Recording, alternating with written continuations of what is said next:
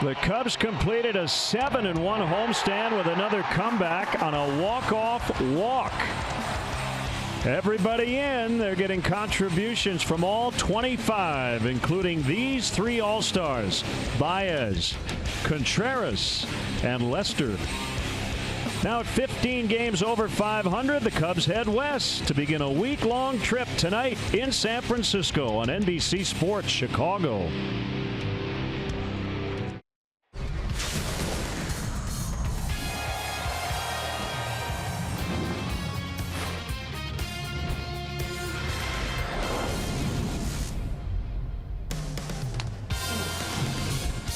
On a beautiful night in San Francisco, we are at AT&T Park for Chicago Cubs baseball on NBC Sports Chicago. It's the start of a 6-game, 7-day trip that will lead the Cubs into the All-Star break. Cubs and Giants coming up in the series opener. Great to have you with us on a late night of Cubs baseball. Jim DeShays and Len Casper. The Cubs playing really well. They've won 8 of their last 9, including a just completed 7-1 homestand. Yeah, they got it turned around at the end of the last road trip. Remember, they got swept in Cincinnati, split the series in Los Angeles. The bats started to heat up in L.A. That continued over the homestand. 7-1 record on the homestand, averaging close to 8 runs per game, coming from behind 7 different times, including the dramatic walk-off walk in the ball game yesterday. And after the game, they got some good news. 3 All-Stars. We knew John Lester would be a shoo-in. We weren't quite sure that Javier Baez and Wilson Contreras would be voted in by the fans. They'll be in the starting lineup. Yeah, late surge by both of those guys, so they make it as starters. Likely would have made it as reserves. Anyway, Baez having a brilliant season. The offensive numbers spectacular, but Cub fans know all about the defensive work, the base running, all the magic that he provides. And Wilson Contreras, he kind of called this last winter, didn't he, that he was going to make the All-Star team. He's been surging of late, batting better than .430 over his last 10 ball games. The Giants are hoping to have 3 All-Stars. Brandon Belt is on the final man ballot. Buster Posey made it as a reserve. He will not go to the All-Star game due to a hip injury. Brandon Crawford will be Javier Baez's double play partner, and that should be fun to watch. Yeah, Crawford, one of the best in the business. You know, when he first came into the league, it was all about the glove, but he's turned himself into a very good hitter as well. 8 years with the Giants now. Time flies when you're winning Gold Gloves. 3-time Gold Glove winner. This will be the 2nd time Crawford goes to the All-Star game. Cubs will have Kyle Hendricks on the mound. He was very good against the Giants back in late May, has really struggled since. And the Cubs will see an unfamiliar left-hander. Andrew Suarez will start for the Giants. We'll have an update from our Chicago studios and then more from San Francisco as the Cubs and the Giants play Game 1.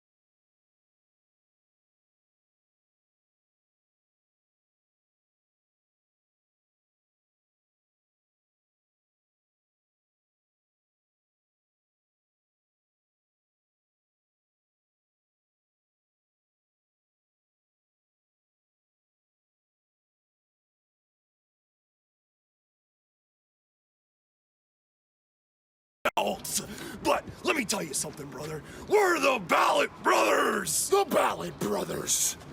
We need all of you right now to get up out of your seats. Right now! Pull out your cell phones and start casting your votes for the undisputed, supreme, reigning, defending Brandon Belt, the best looking guy there is out there. And let me tell you something, we gotta get him to DC. And without you, we need your cell phones involved. You gotta get on there and you gotta vote. Let's send him all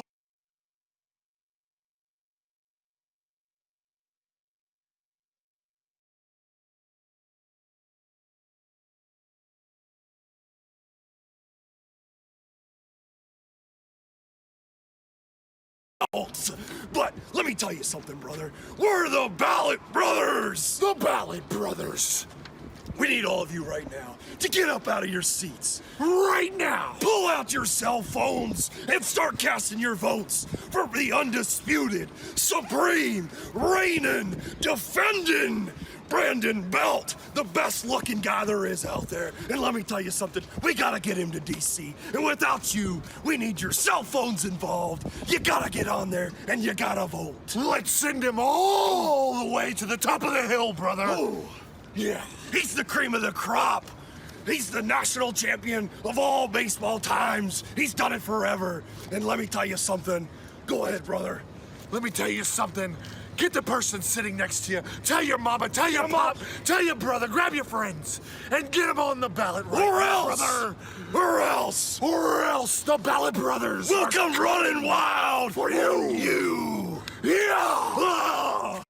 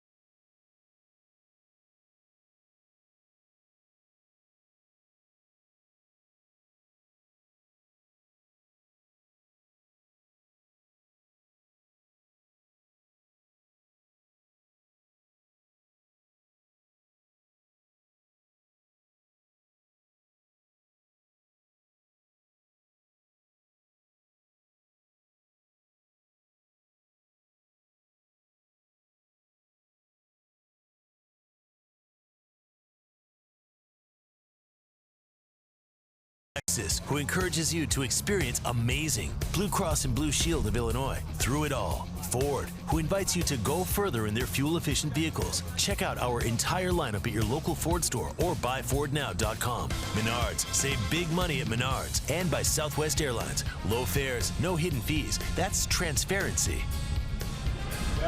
Before we get started tonight, we have sad news to pass along. Cubs mental skills consultant Ken Ravizza, renowned in his field of work, has passed away. Let's hear from his close friend, Joe Madden. Kenny's one that brought to my attention attitude is a decision.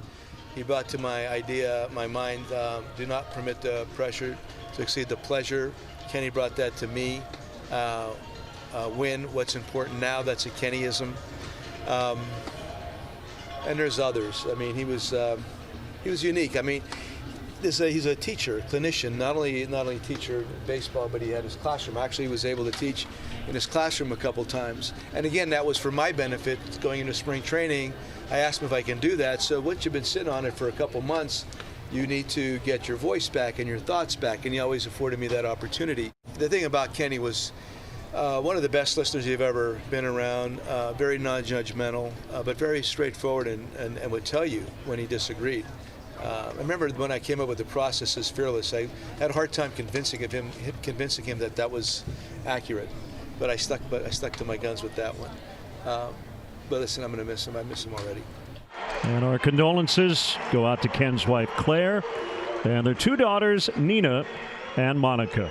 We'll have the first pitch in a moment.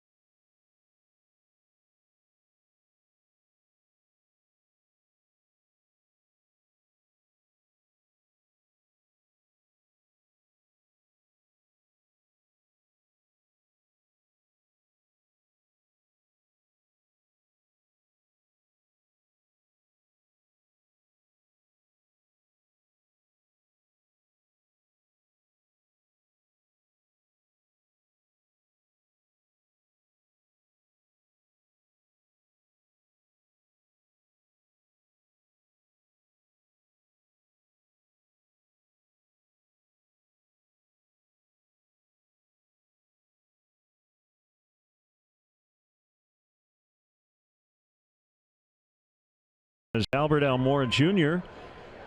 will lead it off against left-hander Andrew Suarez, a rookie, facing the Cubs for the first time in his career.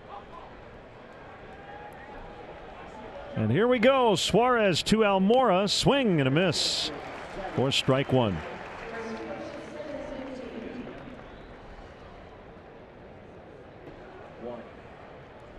Suarez making his 15th major league start. That is fouled out of play.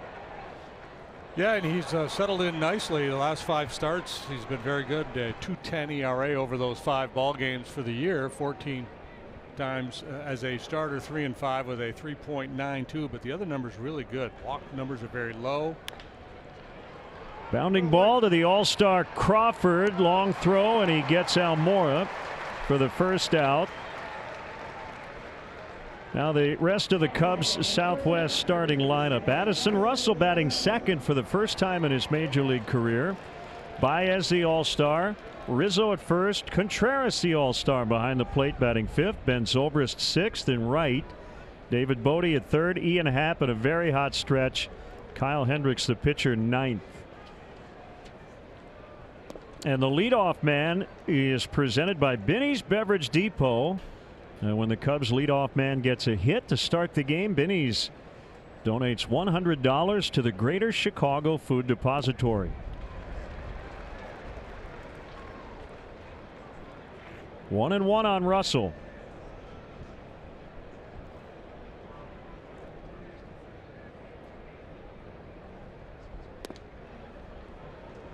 Now 2 and 1.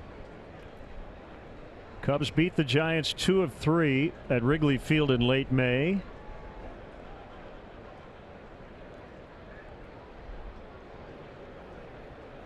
Swing and a miss, 2 and 2. Suarez appears to have pretty good life on the fastball here tonight.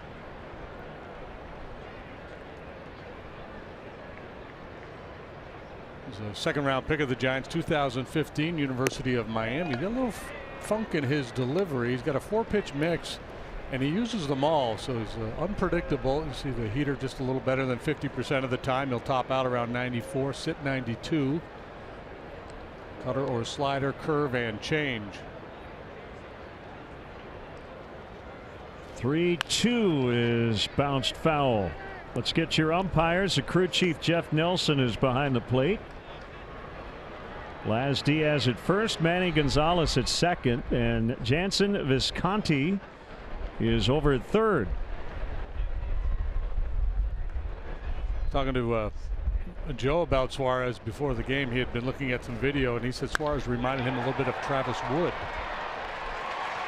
That liner holds up for Duggar, the rookie. 2 outs. Well, let's see who else is out there for the Giants this evening. You saw Duggar in center. Hunter Pence plays left tonight. He spent a bunch of time on the DL this year. Andrew McCutcheon is over in right. Sandoval at third. Crawford's won 3 Gold Gloves. He's at short. Hansen and Belt on the right side of the infield. Posey, a Gold Glove winner in 2016, does the catching.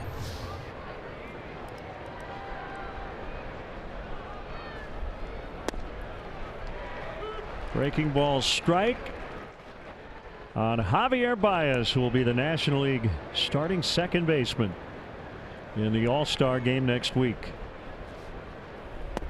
First time as an All-Star for him. I haven't seen anything official, but it is looking like he will be in the Home Run Derby, which should be a lot of fun. And I typically don't watch, but I might have to at least DVR it. I would, but I don't have one of those. Then you'll have to watch live. He hit .382 on the homestand and waits on a 1-2. It's low. 2 balls, 2 strikes. Suarez works very quickly. Yeah, it works quickly, and he's already using all of his pitches, and I think that's a good approach. Why keep anything in your back pocket? Trying to get the feel of everything. Works effectively inside on the right-handed hitters. Missed on a 2-2, and it's full with Anthony Rizzo on deck. 71 degrees as we get started tonight. Change up. He walked him, so that will give Rizzo a chance. And as you look at the flags, it looks like it would be a huge offensive night if we were at Wrigley Field, but this park generally plays toward the pitcher. But if you look at the flags, it looks like it'd be a great night to hit, doesn't it? Might carry out that way tonight. Rizzo, the only left-handed bat in the lineup tonight, and for good reason. This guy has shut down left-handed hitters. They're just 184 against them. He's only allowed 1 home run to a left-handed batter this year. Baez takes off quickly. The pitch is a strike, and Posey didn't have a good handle on it. So Baez has number 17 on the season.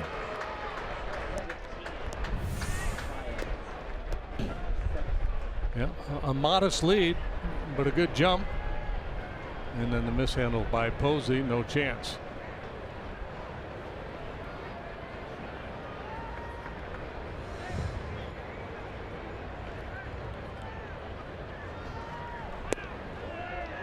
Low and outside. I see the comp Joe has made with Travis. The stuff is different, the mix is different, and he's got a little more jump on his fastball, but the way he kind of leans back on that back leg, high 3/4 delivery is reminiscent of Travis.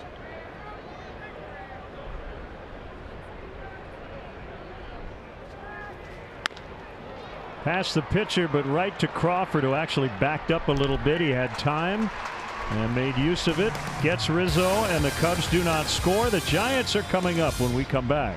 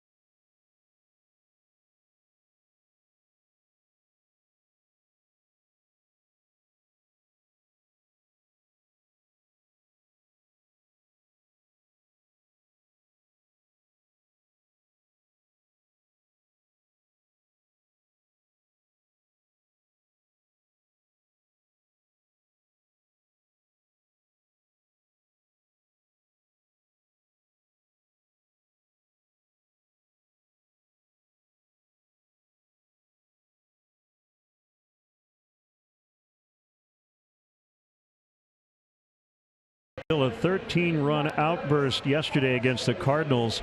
Duggar made his big league debut and had 2 hits. Posey, McCutchen, and Belt 2, 3, 4. Crawford, the shortstop. Pablo Sandoval's been playing a lot here lately with Evan Longoria on the DL, and he had a big day yesterday. Alan Hansen has really saved their bacon with all their injuries. Hunter Pence, now a part-time player, is in the lineup tonight, batting 8th, and the pitcher Suarez hits 9th.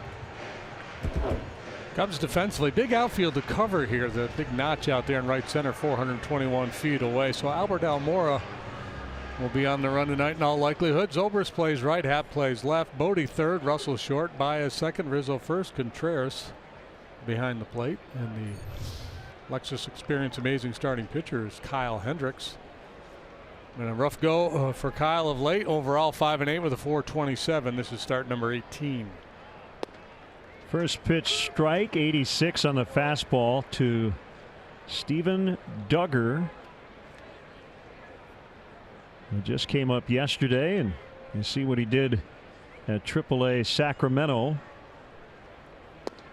That is strike 2. The Cubs come in 1.5 behind Milwaukee in the Central. The Brewers have gone to extra innings in Miami, tied at 3 with the Marlins. The Giants are tied for 3rd in the National League West with Colorado 3.5 back of Arizona. They've got a tough schedule coming up. They're trying to get healthy. They have Johnny Cueto and Jeff Samardzija back. Cueto will start tomorrow. They just lost their second baseman again, Joe Panik, due to injury. Yeah, they're right there. As you mentioned, 3.5 back. Samardzija, Bumgarner, and Cueto combined have made just 22 starts this year, but they're all back and reasonably healthy now, so they're in position to make a run. Down the left field line and out of play. After this series, they host the Oakland A's this weekend. Then they're at Oakland coming out of the break. That's 6 in a row for the Bay series. Then they're in Seattle. Then they host Milwaukee. So this could tell the tale, basically going through the end of July, right up to the non-waiver deadline in terms of what the Giants will do. Facing that A's club is no fun these days. They've won 16 of their last 20. Well, for Hendricks, his struggles start with the command of the sinker. When he's able to keep that ball down, get good sinking action, then the changeup plays up. He'll get swings and misses at the changeup. Some throw a good curveball earlier in this sequence, and I think that's a key too. There's the dandy changeup. He strikes out Duggar, 1 away. You know, he's so heavy, sinker changeup. I think it really would serve him well to start throwing a few more curveballs. Last time out, he was just a handful, and for the year under 6%. So hitters are really locking in on that sinker changeup combination. Now you could say, well, he's never been a heavy curveball guy, and he's been a really good pitcher, and that's true. It just gives him another weapon when he's not quite as sharp with the sinker. Posey first pitch swinging, and a fly ball caught by Almora in shallow center. 2 quick outs here in the Giants first, and it brings up Andrew McCutchen.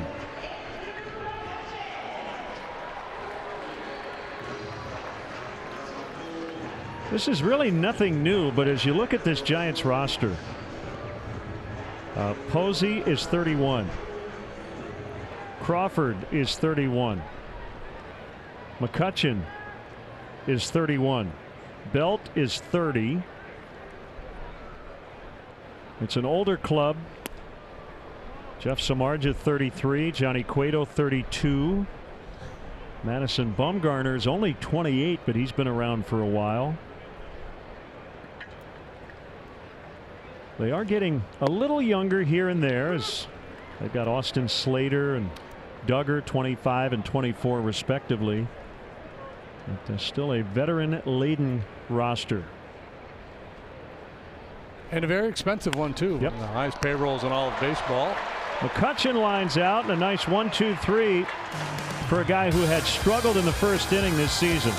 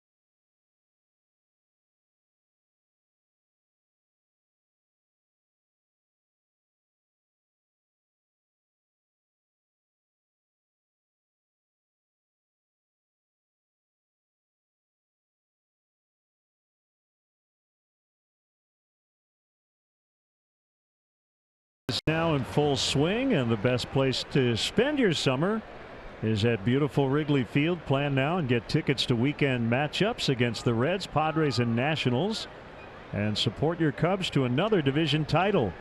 Visit Cubs.com and place your orders today. Great story. Wilson Contreras, not only an all-star, but voted in to be the starter as he beat out Buster Posey. 2 years after making his major league debut.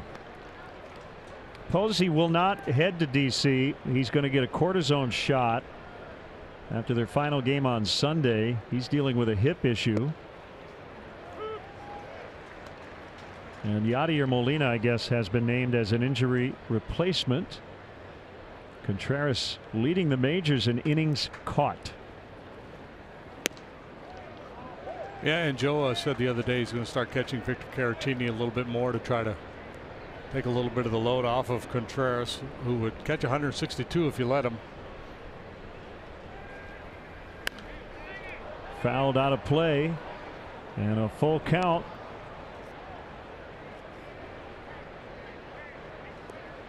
Andrew Suarez, University of Miami product. He is from Miami. And his full count pitch is fouled off again.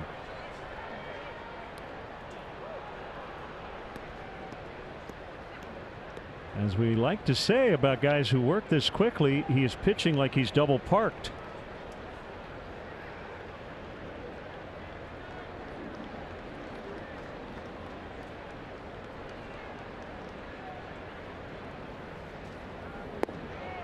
Low for ball 4. That's a leadoff walk. Contreras took one in the 10th inning yesterday and ultimately scored the game-ending run. He's been on such a nice roll lately, and that just allows a hitter to settle in. It takes away the anxiety. You're less likely to chase. You're going to take more walks.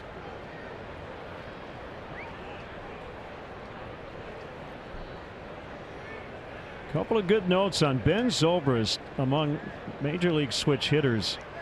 His .294 average and .387 on base rank number 2. Only Francisco Lindor has a higher average, and his teammate Jose Ramirez has a higher on base average. And Zobrist has done a lot of good work on the road. Ian Happ is 3rd in the majors among switch hitters with a .380 OBP.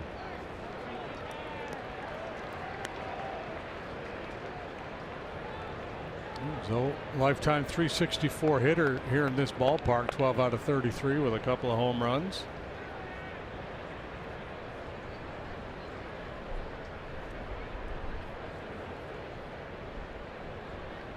Decent lead by Contreras. He's not running, and the pitch is low. It's 3-0.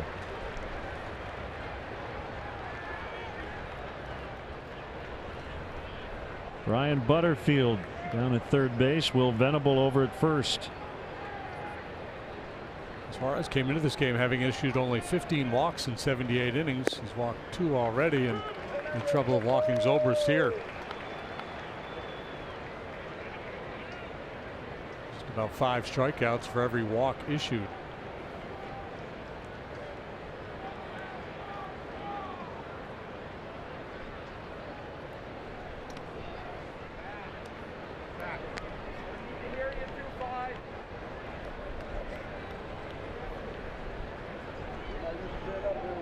Suarez will try to coax a ground ball, something he's been very good at.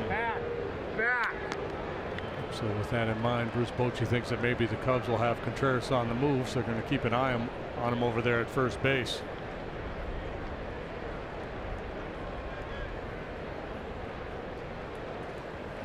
There's the ground ball. Hanson to Crawford to Belt. And a 4-6-3 double play.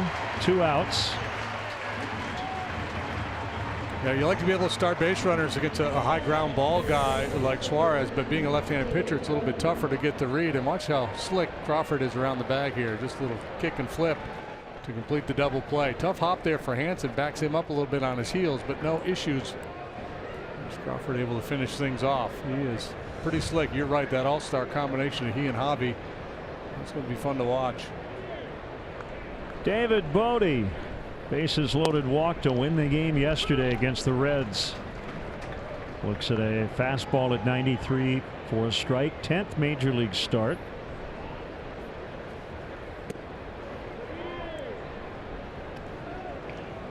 This is a high anxiety situation for a young player, but he never seems to have that deer in the headlights look about him. Very calm, very comfortable despite his lack of experience. Anxious hitter might have chased there. He was able to lay off and draw the walk-off walk. Suarez with a 1-2, and Bodie fouls to the top of the net behind home plate. His run in the big leagues may be coming to an end here soon. Cubs have a good-looking young prospect down at Double-A by the name of Chris Bryant. Yeah, I've heard of him. Few days, yeah.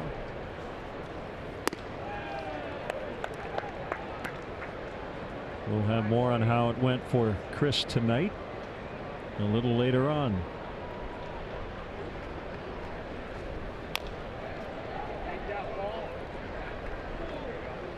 The waft of garlic fries is very strong at the moment.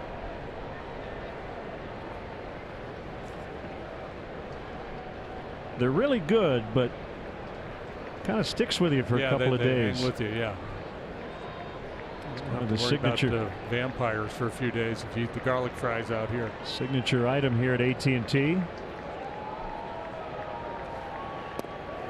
Called strike 3, bottom of the zone. To get Bodie, bottom 2, 0-0.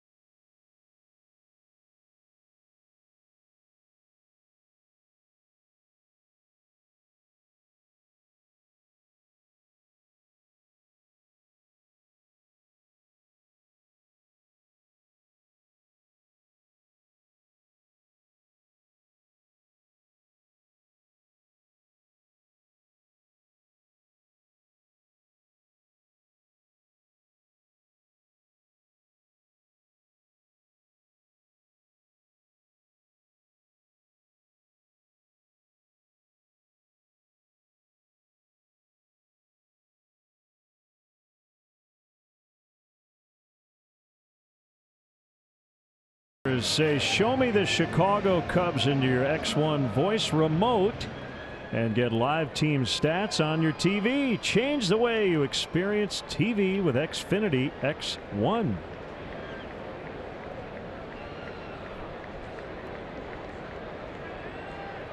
Brandon Belt takes a strike. Giants pushing hard to get him in the All-Star game via the final player vote. He's 5 for 13 lifetime against Hendricks, and he bunts for a base hit. He's now reached base in 8 of his last 10 plate appearances.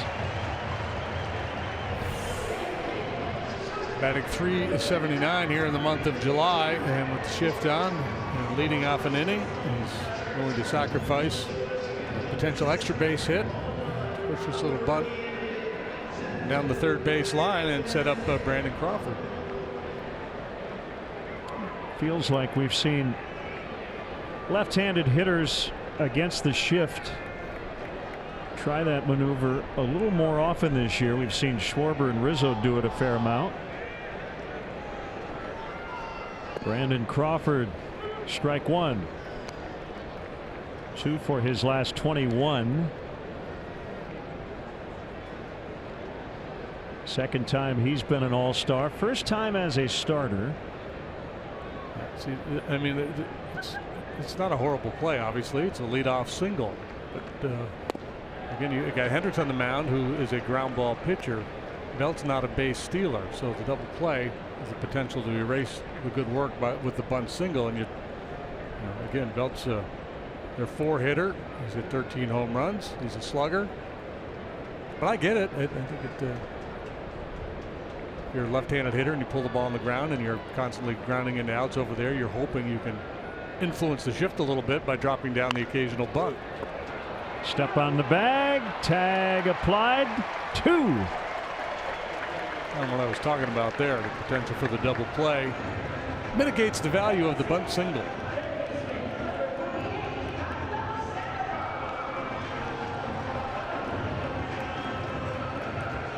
And it's highly unlikely that the Cubs will adjust their defense. Maybe, we'll see.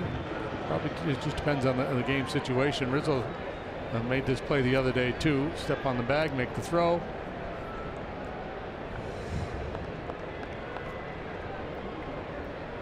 He's got the initials KR for Ken Ravizza on his cap. Switch hitting Pablo Sandoval takes a strike. A 5 RBI day yesterday, including a go-ahead 3-run homer after he had sprained his left thumb on defense, but well enough to play tonight. 13-8 winners over the Cardinals yesterday. They split a 4-game series with St. Louis. The previous 6 games they totaled just 10 runs. And that included a 3-game series in Colorado. Right. That's trouble in the left field corner, and it's going to one-hop the wall. And Sandoval will have a 2-out double.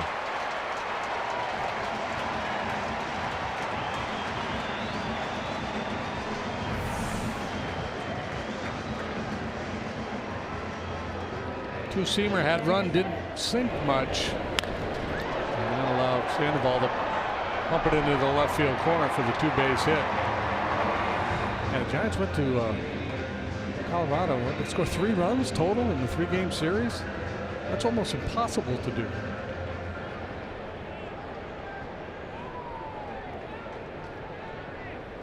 Switch hitting Alan Hansen playing second base. Joe Panik back on the DL with a groin injury. And Hansen has been really good. He's hitting for power. Takes a curve for a strike. Yeah, the Giants got swept in Colorado 5-2, 8-1, and 1-0 last week. Swing and a miss.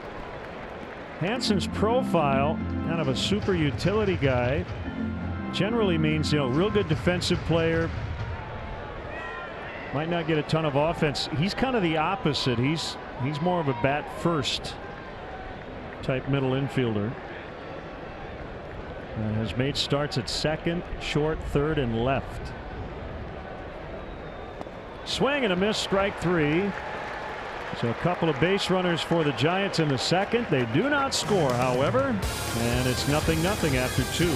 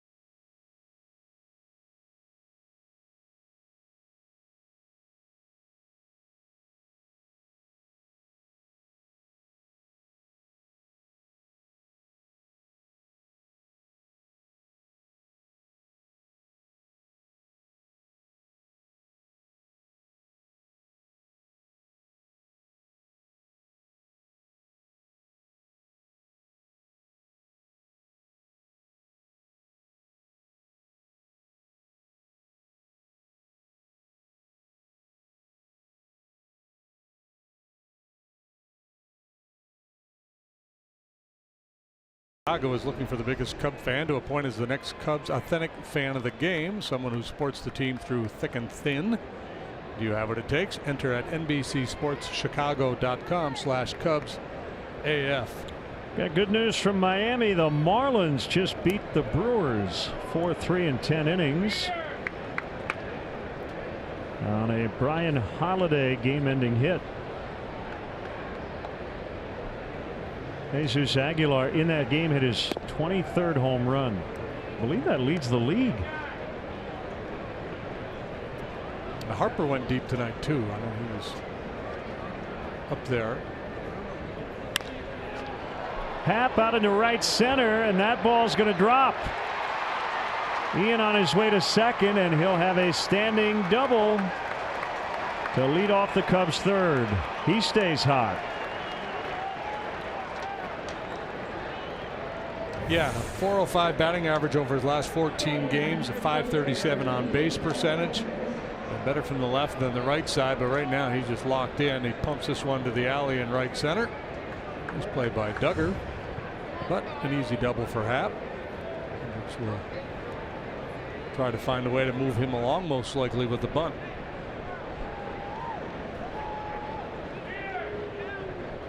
Belt and Sandoval in on the grass at the corner positions. A square and a take. In a perfect world, you get a strike there, you want to go ahead and bunt it. Now, it was borderline low. The take, the danger in the take, of course, is the potential for pickoff at second base. And Crawford had moved in behind Happ. As a base runner, you see ball in the zone, you assume it's going to be bunted at. He stabbed at it. Strike two. And Belt, who's coming in very aggressively, a la Rizzo, that obviously influences Happ's thinking at second base as well. You see a first baseman crash the way Belt was, you think you have to get an aggressive secondary.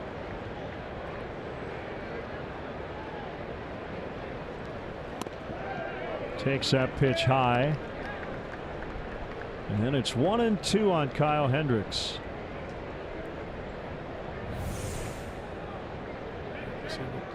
Belt crashing like that, if you're Happ, you're thinking, okay, I got to make sure I get a good aggressive secondary lead here. And he bunts foul. That's a strikeout, and Happ will have to head back to second base. As you enjoy a cold Miller Lite, look forward to the Hold True moment later on in tonight's game.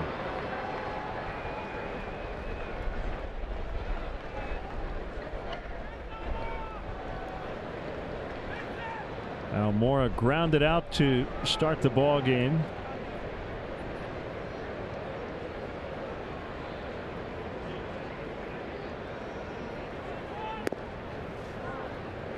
Takes a borderline pitch for ball one. So the Cubs actually ahead by one in the loss column.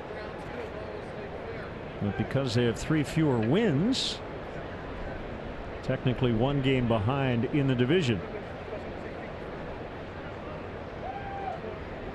You know what that loss column is?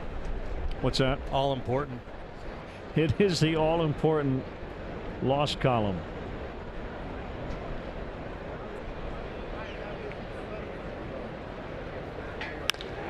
There's a base hit. Happ actually was backing up, making sure that Crawford wasn't going to make the catch. So he'll only advance to third. And they're at first and third with 1 out for Addison Russell.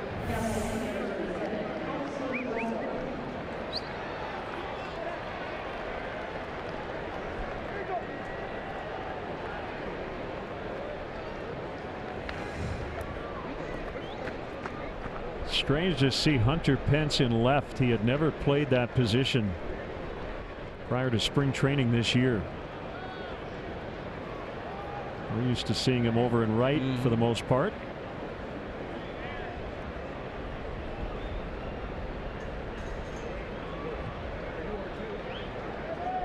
They'll play a double play depth in the middle, close to the bag on the corners.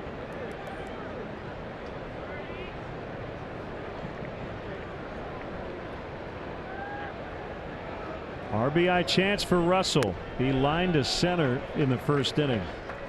If he can do that again in this at bat, he'll probably give the Cubs the lead.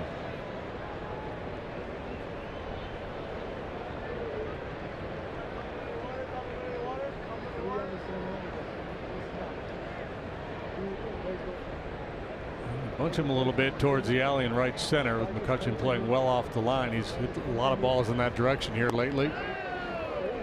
8 hits on the homestand. Home run, 3 doubles.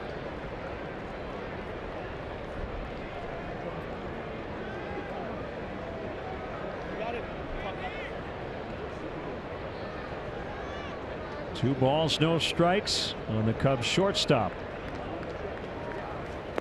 3-0.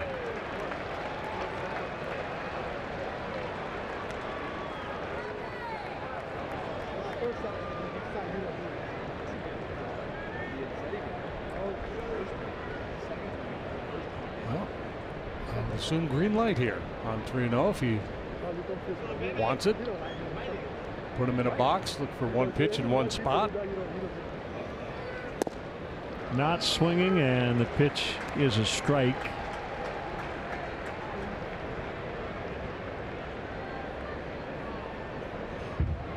And maybe a little less inclined if you're Joe to give the green light there with a ground ball pitcher on the mound.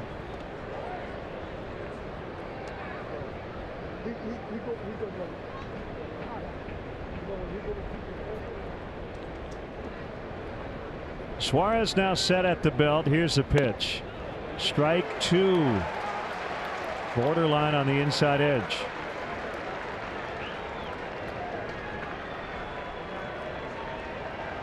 Decision time now with Almora. Run or no run here on the 3-2. I'm going with run.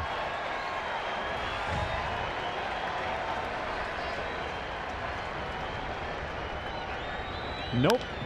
And a bouncer backhanded by Crawford. They get one. They can't get the other. Hansen's throw is high, and the Cubs have the lead 1-0. That should have been 2.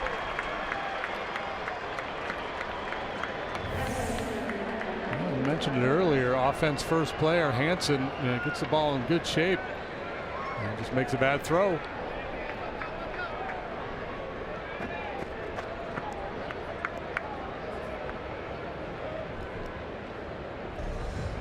So an RBI for Russell, his 32nd. 2 outs in the frame and a throw over.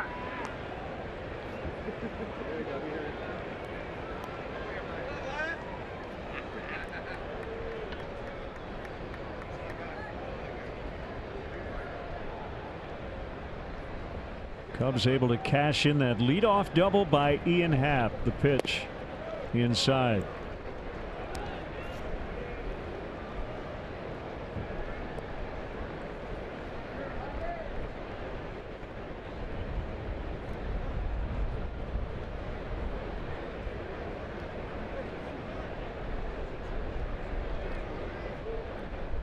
Now the 1-0. Crawford's been busy, and he'll get the force play at second base. Cubs used 2 hits to take a 1-0 lead to the bottom of the 3rd.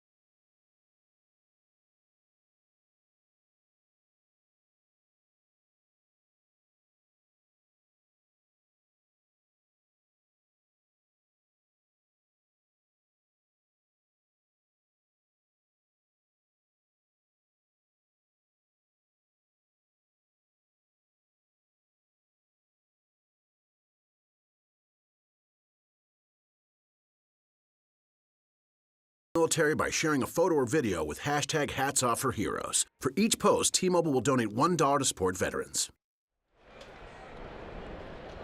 Kyle Hendricks with a 1-0 lead facing Hunter Pence, who has been relegated to part-time duty. Got off to a slow start, then missed a month and a half on the DL with a sprained right thumb. And he's had trouble staying healthy here the last few years. 0-2 on him.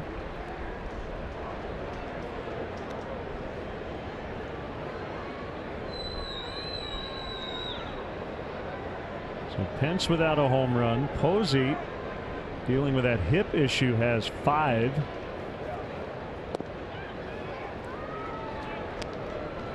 This is an interesting matchup. You have the very calm, very stoic Hendricks against the always on the move Hunter Pence.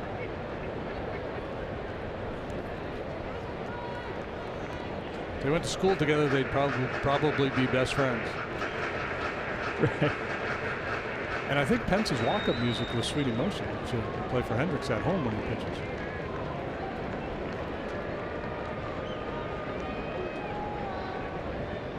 Kyle's 2-2 is hit on the ground to Baez, who has time to get him. The Chef Series, presented by Maker's Mark, offers fans a dynamic menu inspired by celebrity chefs and their take on ballpark favorites. The next featured chef is Rick Bayless, whose Mexican cuisine will be featured July 19th through July 26th. For details, visit Cubs.com/Chef Series. That should be very good. Suarez has not been very good at the plate. 0 for 26 to start his career with 17 strikeouts and a walk. But he's got a bat in his hand, so he's dangerous, and there you go. A roller into center for his first major league hit. I didn't even finish the sentence. Well, he looked hitterish. He looked like he had a pretty good clue there in the box. Not looking swing at all.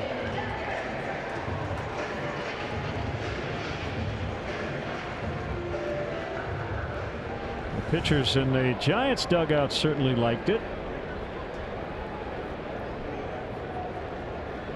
The guy in the middle will start on Wednesday. Derek Rodriguez, the son of Hall of Famer Pudge Rodriguez. Duggar swings and misses on a changeup. That was a pitch that got him in the first inning.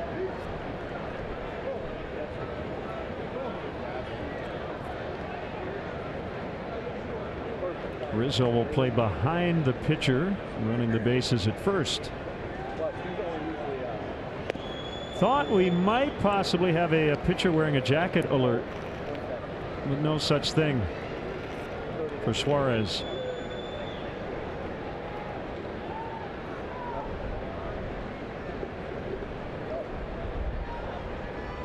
If we were at Candlestick, he'd be wearing one. Yes, he would. It would be about 52 degrees.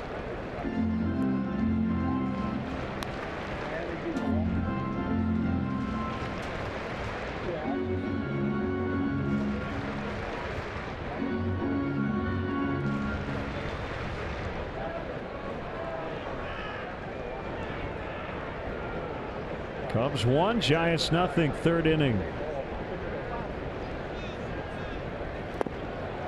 Another changeup.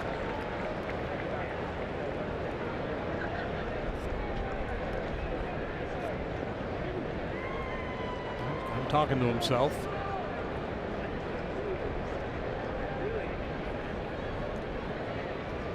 He didn't hit for a lot of power down, at least in terms of home runs at AAA at 4, but he had 27 doubles. He was hitting for a decent average. He can run a little bit. To third, Bodie to Baez, and the relay is not in time. So Duggar will take over at first for Suarez. Mentioned that he runs well, and he got a pretty good break out of the box. Bodie quickly to Baez, who leans on that back leg and slings it on over there. Did everything he could.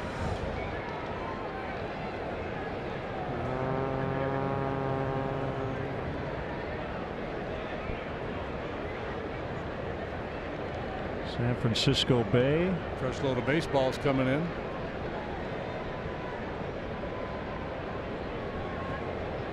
Maybe that was the barge we saw in Lake Michigan the other day. We saw a barge the other day? Yeah. I don't remember that.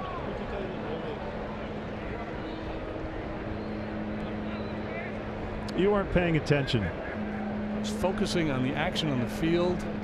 Completely locked in. I think you were eating a cookie.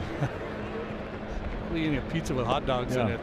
You were locked in on a cup of coffee or something. One strike on Buster Posey.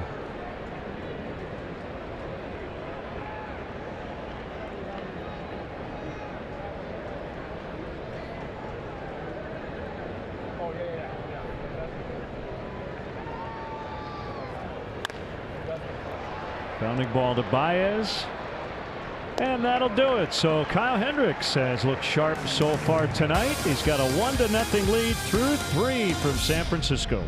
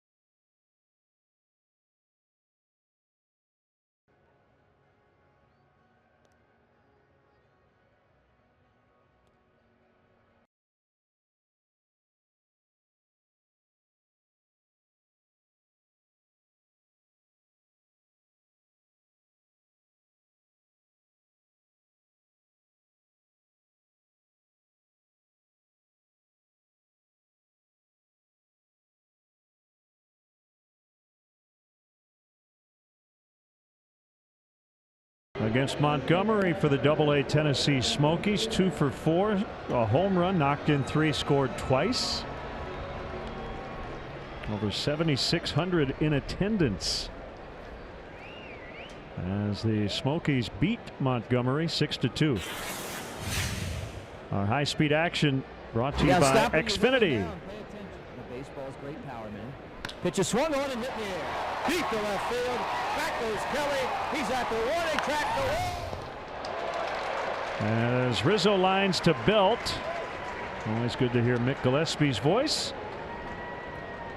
1 away in the Cubs' 4th.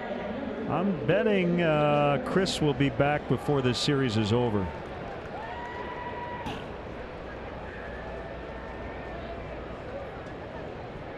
Yeah, as long as he feels good, and 4 more ABs tomorrow. Get up to game speed. So we could see him possibly Wednesday afternoon. Cubs are off on Thursday, and then they open up the final weekend of the first half in San Diego Friday night. 1 strike on Contreras. Leadoff walk in the second. He was then eliminated on a double play ball off the bat of Zobrist. Curve is outside. So here's my question about the garlic fries. Yeah. Do we even need to eat them to have that feeling for the next 2 days? Probably not. You know what I mean? Secondhand smoke. I feel like we have been bathed garlic. in it. Yeah. Early. We've been coming here a long time, and I don't remember the No, I think the aroma being that strong as it is tonight. I think a lot of patrons down in front of us must have opted for the garlic fries tonight. Sandoval at third. Not a good throw, but Belt bailed him out. We saw Pablo make a start at second base in that series at Wrigley Field back in May.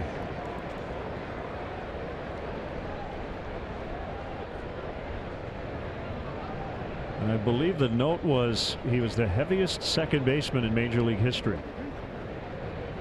Yeah, I remember we had a graphic on that. But there was somebody else was on that list.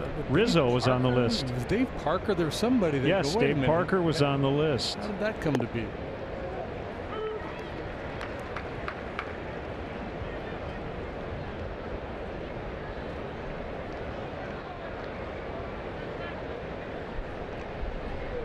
One strike on Zobrist. Cubs lead 1-0 on a fielder's choice RBI.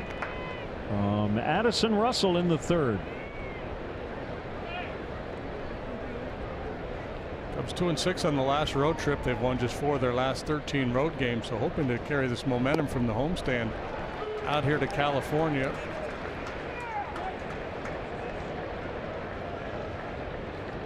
Giants have been good here in their home ballpark. 3rd best winning percentage in the National League.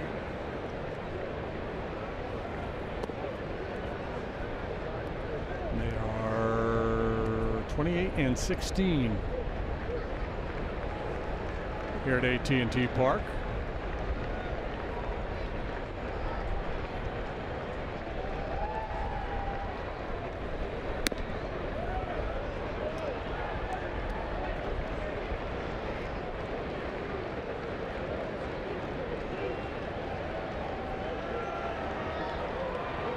Three-two to Zobrist. Bodie on deck. Here it comes, and he walked him.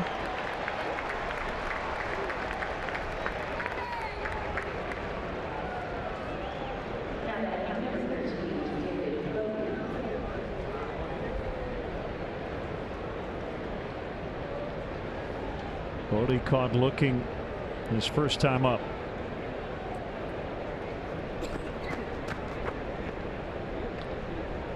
Three walks for Suarez now. That's the most he's had in a start this year.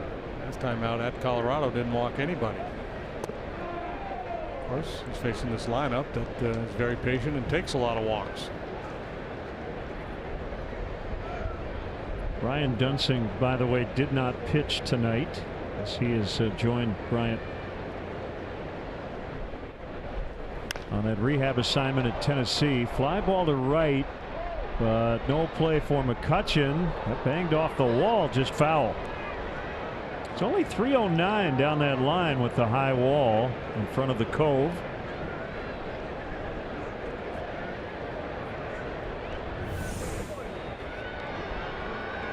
Yeah, there's some funky angles out there, not so much right down the line, but as you move towards right center field. The wall will typically yield a lot of triples because of that. 25 feet high in right.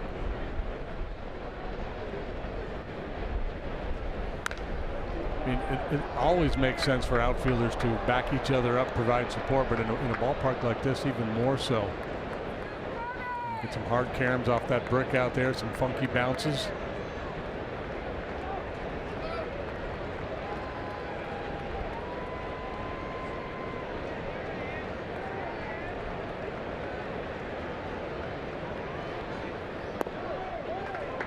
Low and in. 2 balls, 2 strikes.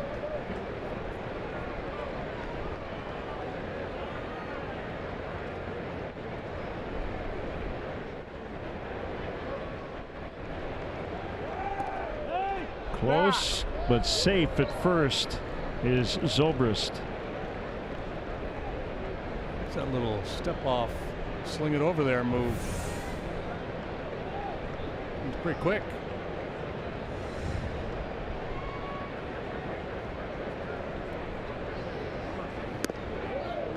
Can you tell me the first player to hit a home run in this ballpark? When did this ballpark open? April 11th, 2000. Was it a I'll Giant? tell you the teams: Dodgers, Giants. It was a Dodger. Kurt Reeder. Woody. Swing and a miss. It Raul was Mondesi. Kevin Elster. April 11th, 2000. Cubs won, Giants nothing in the fourth.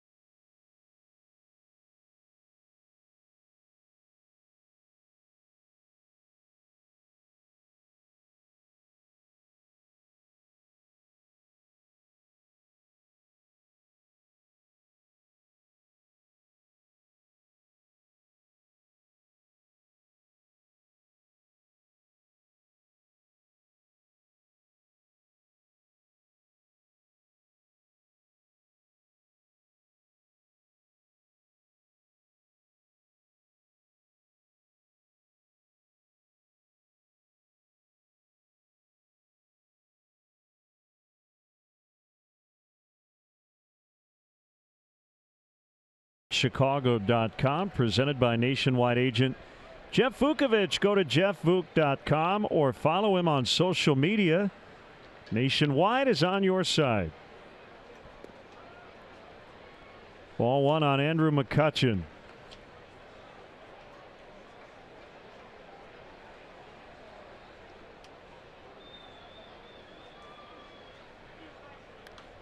Fouled off. We'd like to welcome all our viewers watching and streaming NBC Sports Chicago on MetroNet.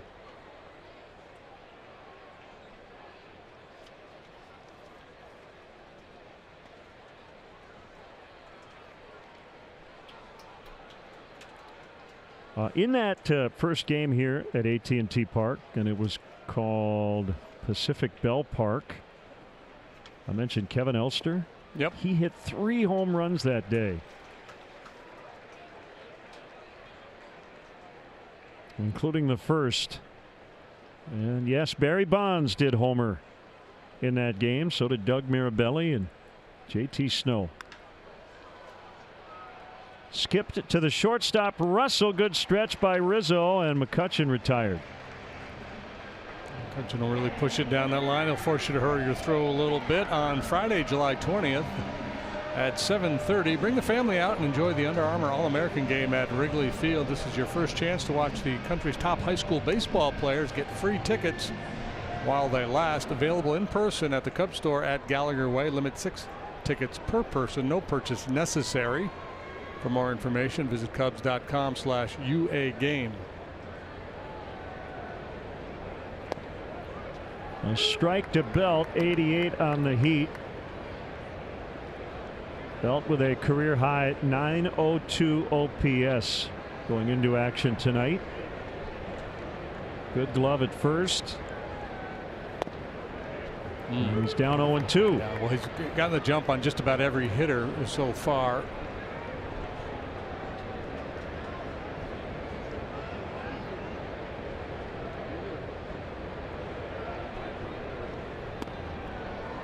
One and 2 to Belt. StatCast is powered by AWS. As you see his spray chart on Ground balls and softly hit liners. He doesn't hit many ground balls. He hits a lot of line drives. That's always been part of the formula for Belt. Line drive hitter. Good power as well.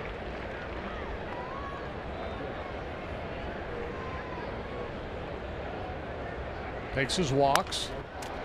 Not hit hard, and that liner is caught by Bodie.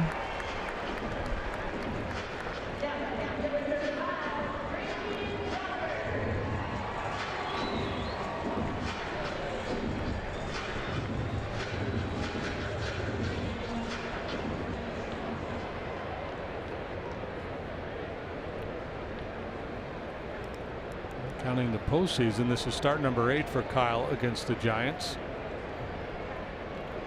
It's 3-2, 3.23 ERA in the previous 7. 0-2 of 3 starts in this ballpark.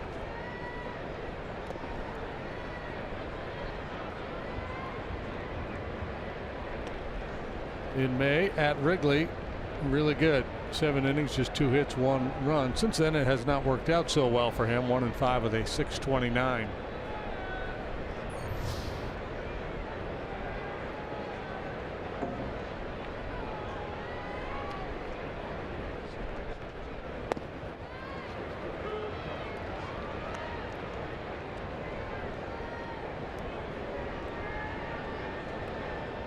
Bochy doing Hendricks a little bit of a favor tonight with all the left-handed bats in the lineup. That sinker changeup combination really plays well against lefties, and it's working here tonight. Russell to Rizzo, and they go 1, 2, 3. We go to the 5th. Cubs 1, Giants nothing.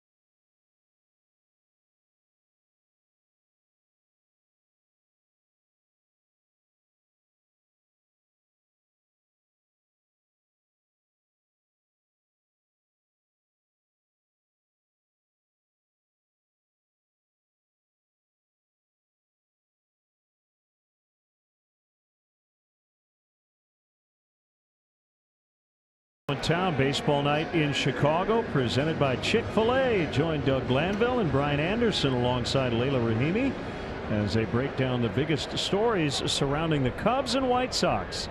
Wednesday at 6:30 on NBC Sports Chicago.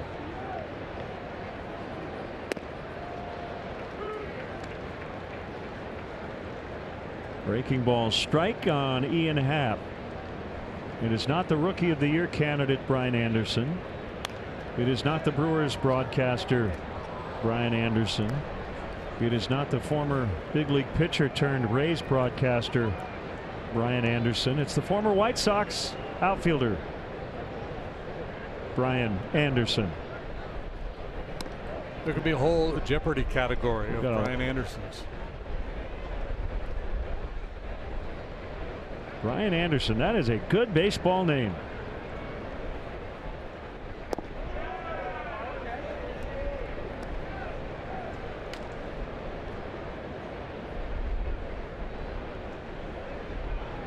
Two to Happ. 2-3 to Happ. He strikes out.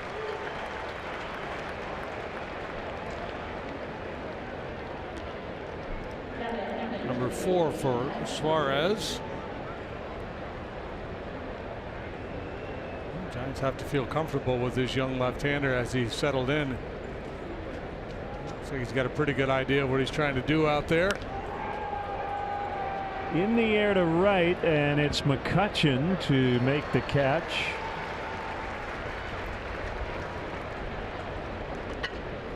We mentioned this just before we started tonight. Cubs playing with a heavy heart collectively this evening after mental skills consultant Ken Ravizza passed away overnight. We just saw Ken actually on the last road trip to Los Angeles, and I believe he was scheduled to be with the team on this road trip as well.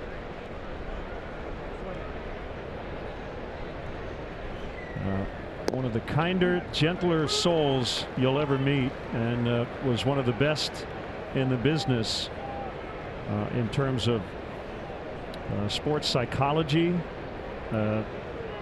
Wrote many books. Just released his last book within the last calendar year.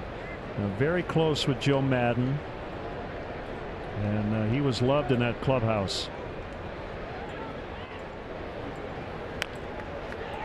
That's a foul ball right at the plate. Yeah, you know, in this business we're in, a lot of times people kind of get in their own lane, and you walk by people and it's head down or they're on their cell phone. And Ken was always eyes up. He was always looking for somebody to say hi to and give him a good firm handshake. Didn't know him well, but I really enjoyed getting to know him the little bit that I did. He was always interested. Wanted to hear more about you than to tell you about himself. Tommy LaStella talking to reporters today said he was a great listener, which is rare. He wasn't someone who just tried to tell you what he thinks of everything. As Hansen will gobble it up, and the Cubs done in the 5th inning. As we remember, Ken Ravizza.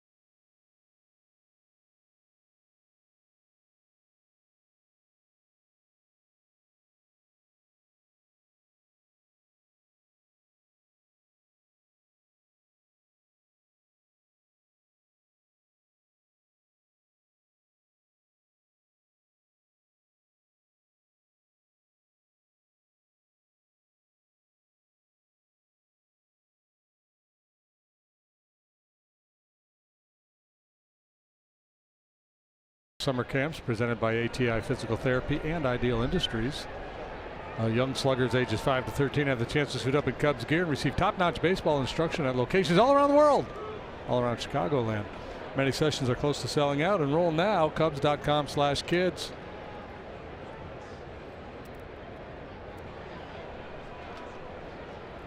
Pablo Sandoval, 1 ball, 1 strike. Doubled in the 2nd inning, was stranded there. I don't see many panda hats in the crowd. Remember his first go around here, very popular. People were all wearing those panda hats. He's making a lot of money, but they're not paying him any more than the minimum, right? I think the Red Sox are on the hook for $18 million or something like that. A little bit of a renaissance for him back where it all started.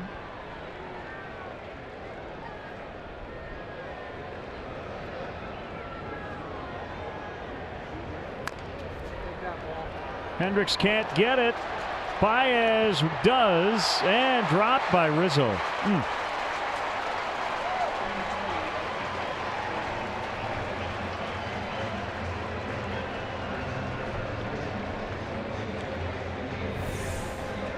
Just beyond the reach of Hendricks, and Baez comes flying in. Quickly unloads, and Anthony just can't secure it. Yeah, he just steam on it. that throw from close quarters. Got handcuffed a little bit. A rare error by Anthony Rizzo.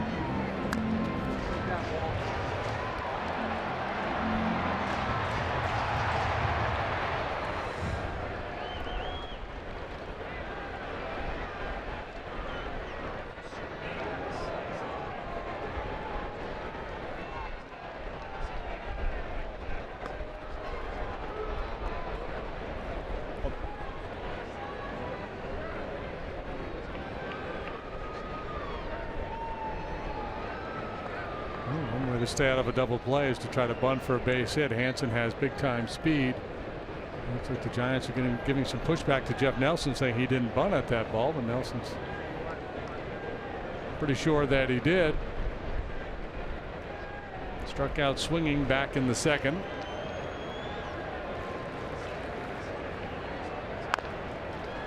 Softly hit to Russell, and they'll only get one.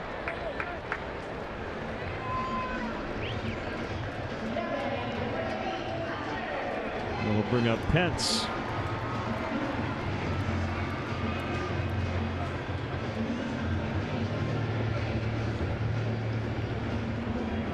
I think Hansen might be on the move here at some point. Again, Pence, a guy who hits it on the ground a fair bit.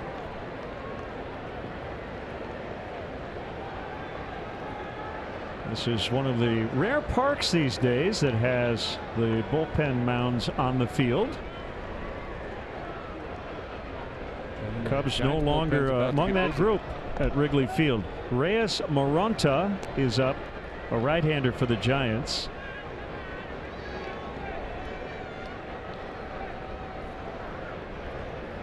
One other play the matchup game. They've got 8 guys in their bullpen, 4 from the left side, 4 from the right side. That is a strike. I want to say the Coliseum, right?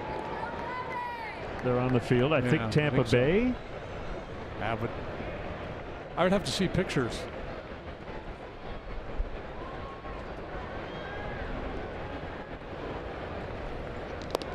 Joe was telling us today, speaking of Tampa Bay, he worked down there for many years, and as we are wont to do when we're in Joe's office, the conversation goes off in many different directions. Jimmy Buffett was at the game at Wrigley yesterday, and Joe was saying he always wanted in Tampa, he wanted them to play Cheeseburger in Paradise, like they play Sweet Caroline at Fenway. He just thought the Trop looked like a cheeseburger, so he thought if they played Cheeseburger in Paradise, all the fans would sing along, and that would be their thing. That would be their thing. Yeah. I like that. Never caught on? No. Well, I don't think it ever went beyond him talking to some people like this would be a good idea. I don't think anybody else bought in. Throw gets away. Hansen's going to head to third. That could be a big play. And he's coming around third, and he's going to try to score, and he will. Can you believe it? Similar to the 2 plays we saw in the game yesterday against the Reds. And urgency was needed there. And yesterday the ball, there was a stolen base attempt by Billy Hamilton. The ball got into center field, and Albert was a little late picking it up, almost as if he was baiting Hamilton. And it kind of looked like Javi was doing the same thing here.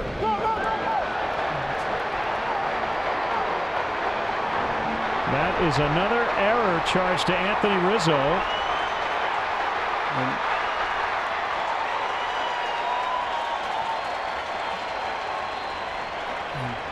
Javi just assuming, I guess, that Hansen wouldn't try to score.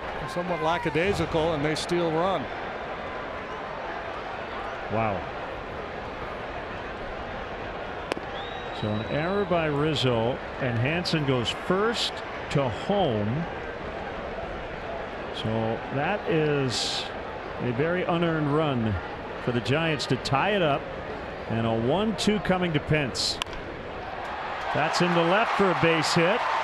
He'll make an aggressive turn and hit the skids.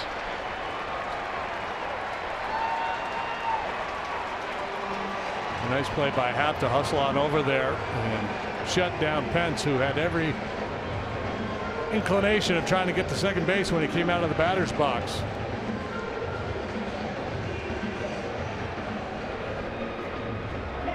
With the game tied, they shut the bullpen down. Suarez will take the at-bat. Happ. Guy with enough speed to play center field is a real plus in left. Pence has been at it for a long time, and he's always played the game hard.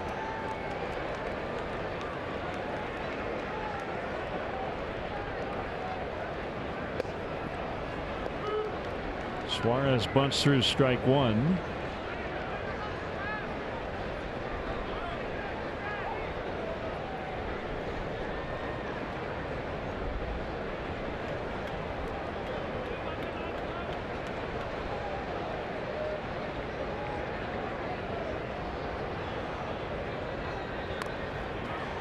This is bunted foul. He picked up his first major league hit in the third inning.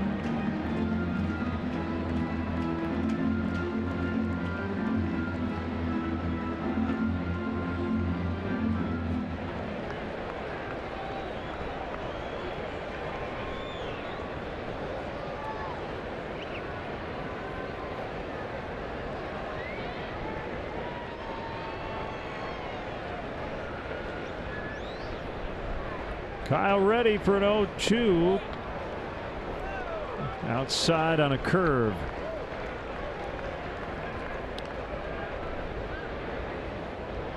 Brewers lost tonight in extras. So the Cubs have a chance to shave another game off the deficit, get to within a half game in the Central. Swing and a miss, strike three. 2 down. His third strikeout.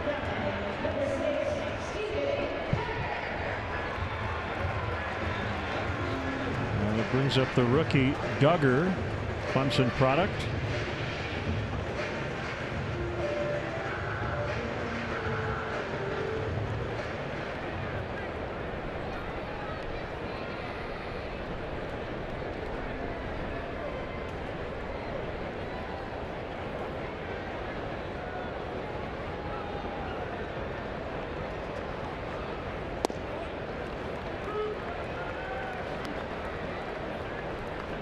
Curveball tonight.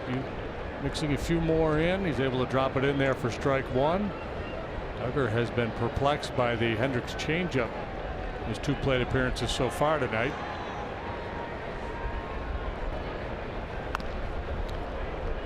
So I am not the reality TV expert, but we do have some in our production truck. Are you familiar with the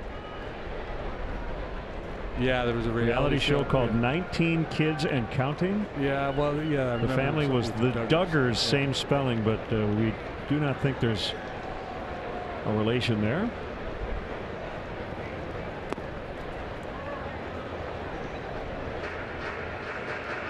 Was that a spin-off of the Kate +8 or whatever? Something like you that? are asking the wrong person.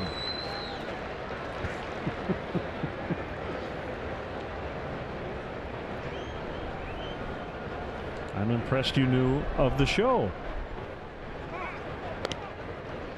I believe there was some controversy associated with the Duggar family, but I'm sure you'll find out on Twitter. People will be happy to let us know. Yeah.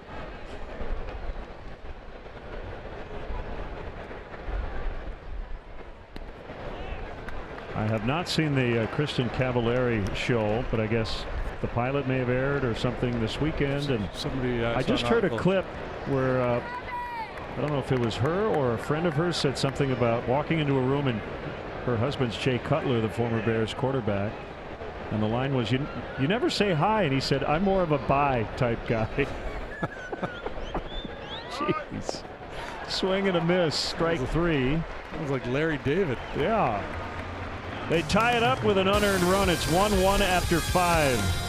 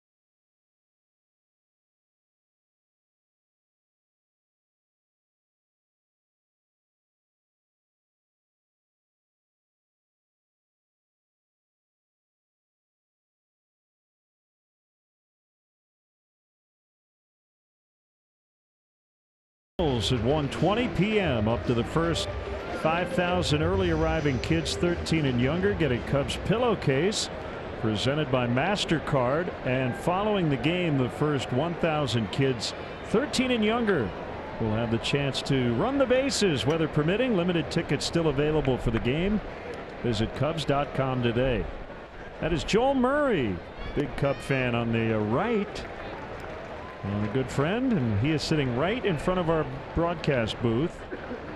He is traveling with Whose Line Is It Anyway, and I believe they perform here in San Francisco. Never misses a chance to catch the Cubs. Like the California club today, and now he's watching the Cubs play ball. That's a good doubleheader. Well, the more you watch Suarez pitch, you get the comp with Travis Wood, just in terms of the mechanics. The mix is different, but the mechanics are very similar. He throws the glove out the front side, rocks the shoulders, comes over the top.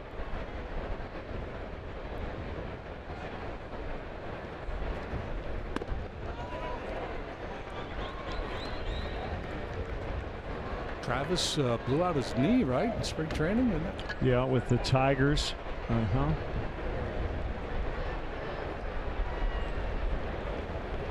Yeah, real explosive at the end of his delivery. 3-2 on Russell. 1-1 tie. Cubs batting in the 6th.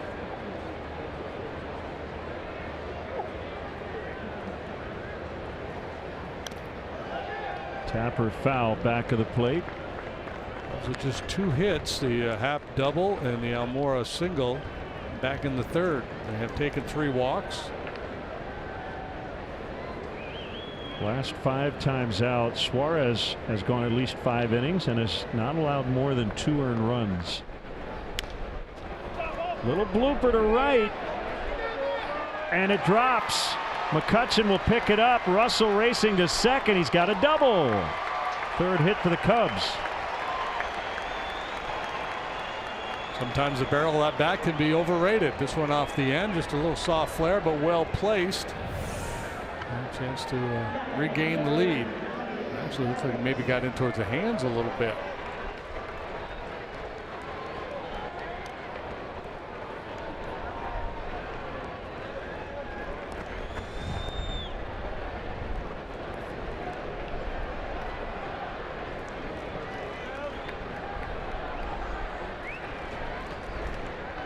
Middle of the order.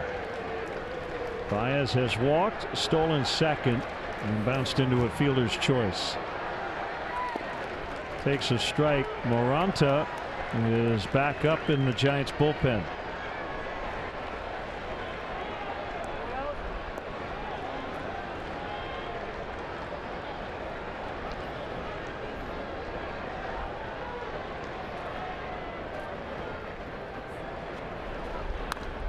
Oh, 0-2 to Baez.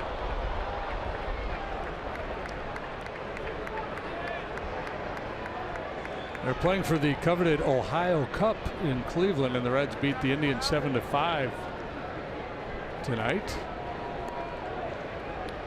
Joey Votto went deep. The All-Star. They had 3 All-Star infielders: Suarez, Jeanette, and Votto. Swing and a miss, strike 3. First out of the inning.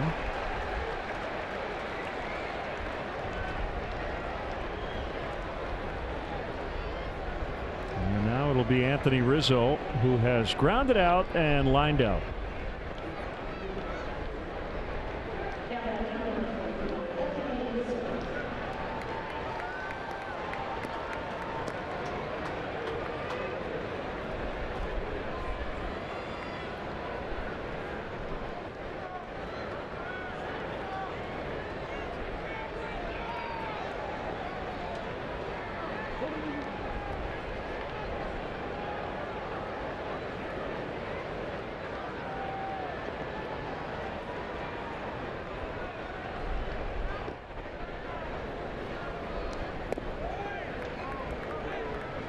Just missed for ball 1.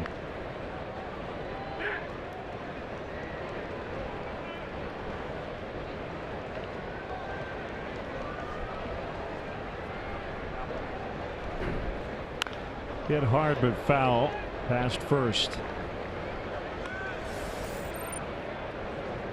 At least 50 RBIs before the All-Star break. He has now done it 4 times.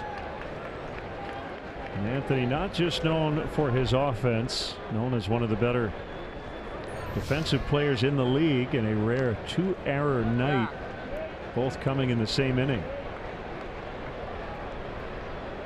Yeah, on throws, on throws to him, just again the not particularly easy plays, but ones you would expect him to make. See, Belt let that ball go. He was going to go after it, which would have forced the pitcher to get over and beat Rizzo, but at the last second he peeled off, knowing where Hansen was, and instead it goes 4-3.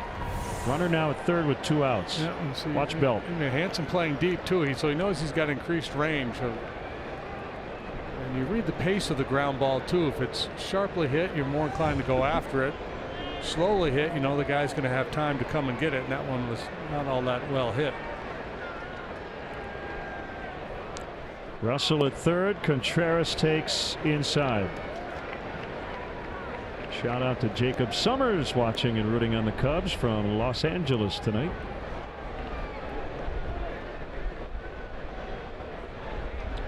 I'm told via Twitter Kate plus 8 is not related to 19 kids and counting. I am trusting that. Well, it's related in a reality TV kind of way, but yeah, not familial relationship. I don't, yeah. Like I said, I am not the expert. I'm just passing it along. 2-1. Now, if you want to talk British baking show, then we can get into some serious conversations. Can't wait for pastry week.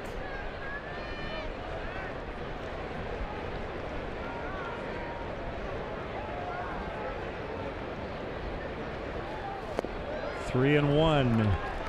Suarez might be nearing the end. Moranta's ready down there in the bullpen, and talked earlier about the spacious outfield here, so you have to give something up to take something away. And with Contreras, they're kind of bunching. They're giving him room on the lines. And McCutcheon pulled towards right center. I guess Pence more straight up. And he draws the walk. So now Bruce Bochy will have to figure out, does he want his lefty to face Zobrist for the third time, or bring in the righty and turn him around? And it looks like it will be Suarez. Coach is going anywhere. He's managed 3,800 games, and here's a fun fact: his record 1,900 wins, 1,900 losses. How about that? This is a big game for him tonight. He's running the risk of falling under 500. 1,900 and 1,900. 24 years with the Padres and the Giants. So showed bunt and took it low and in. 1,900 wins for Bochy place him 13th all time, just 2 behind Gene Mauch for 12th place. The top 11 are all in the Hall of Fame, where Bochy ultimately will end up. Won 4 pennants, 3 World Series.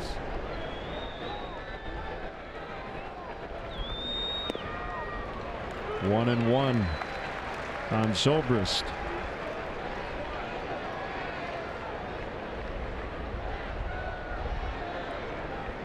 Bruce now 63.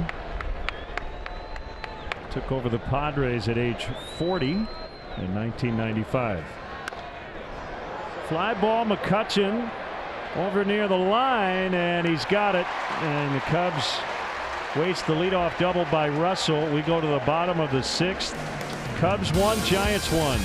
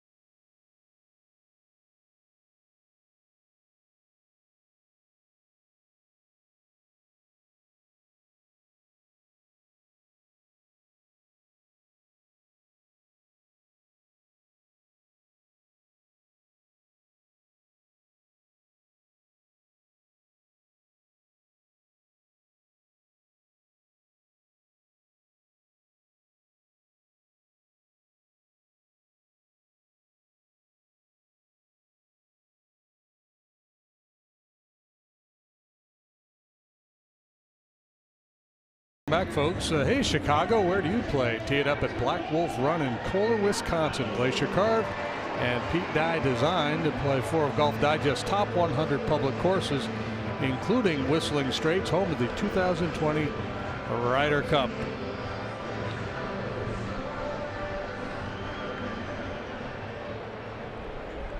Cubs could only get 1 off Andrew Suarez, who is likely done after 6. Kyle Hendricks facing 6-time All-Star Buster Posey, who will not participate next week due to a hip issue. 16 of 20 first pitch strikes for Kyle.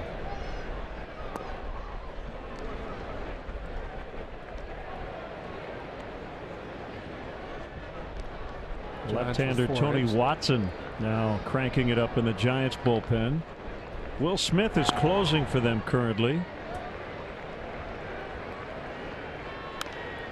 Hunter Strickland had been their closer, but he broke his hand punching a wall, punching something in anger.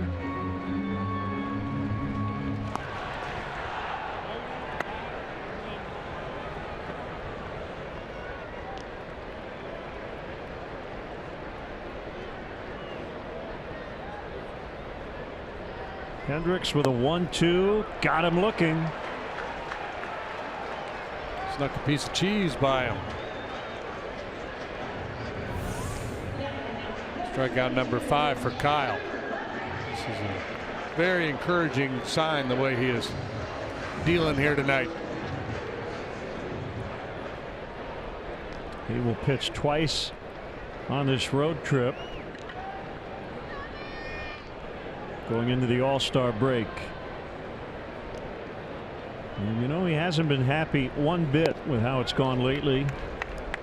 Swinging strike on McCutchen. Now the first pitch strike this time, it was with the changeup. Last time Posey saw first pitch curveball for strike 1. McCutchen 301 lifetime against Cubs pitching.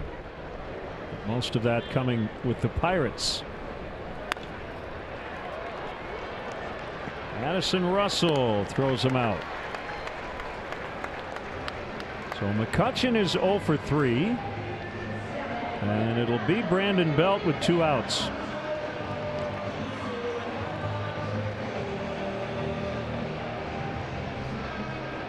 '74 pitches for Kyle. Beautiful evening to pitch. I mean, yeah, he's due up 3rd in the top of the 7th. So Joe Madden might have a decision to make. If he gets Belt here, gets through this inning unscathed, I'd let him go. Brandon Morrow is down tonight. He's worked 2 in a row. Rosario questionable.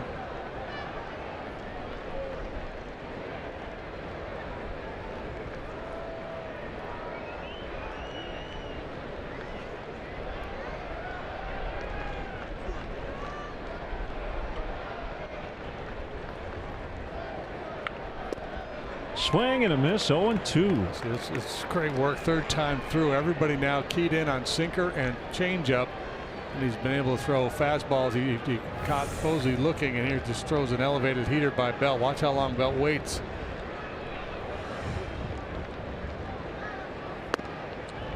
Four-seamer again was too high, 1-2. Missed in his favor.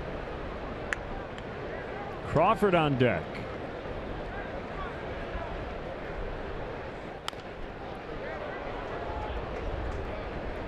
Earlier this year, Brandon Belt had an epic at bat. What, 20? How many pitches was it? I believe it was 21.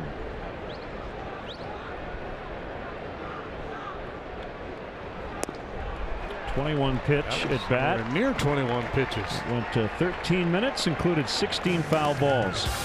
Excellent work by Hendricks tonight through 6.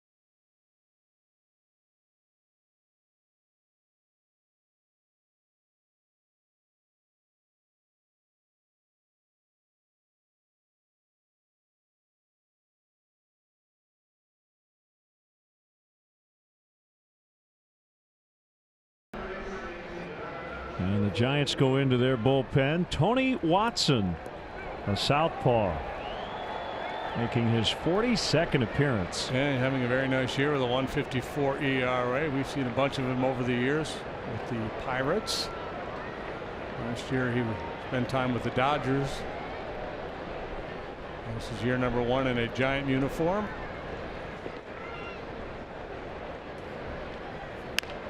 Ground ball toward the middle. Crawford behind the bag, and he gets David Bodie. Think about Crawford. Most middle infielders kind of have one good side. They're either really good going to the right or their left. He's good both ways, man. He covers a lot of ground. Yeah, he's just a glider. Watson, over the course of his career, has been very adept at inducing ground balls. So, your pitcher for the Giants on the ground in his directions, pretty good play. Ian Happ fouls off the catcher Posey. Double and a run in the 3rd. A strikeout looking in the 5th.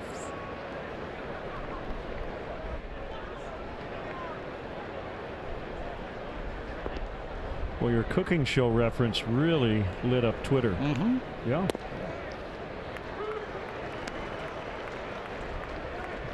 That's more your bag, huh?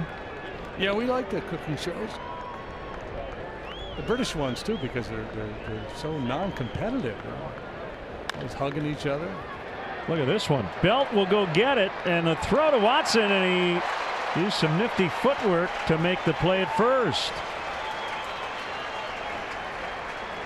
They call him the baby giraffe, Brandon Belt.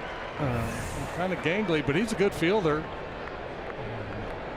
The throw is not perfect. It's handled by Watson.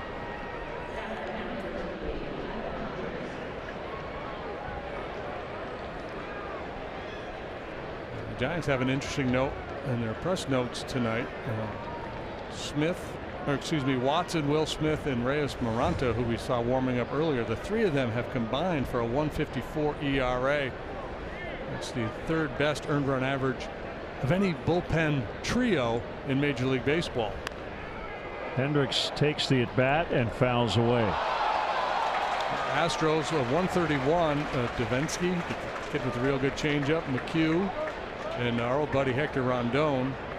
And then the Brewers, we've seen a good bit of that bunch. Peralta, Hader, and Jeffress. Hader, an all-star.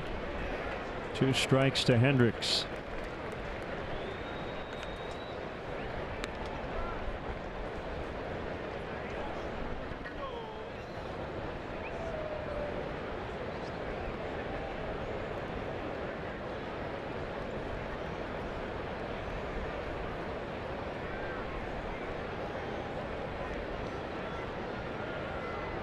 Kyle had hoped when he left high school to come up here and pitch for Stanford. But, apparently they didn't think he was worthy at the time, so he went on to Dartmouth. Stanford would probably like a mulligan on that one.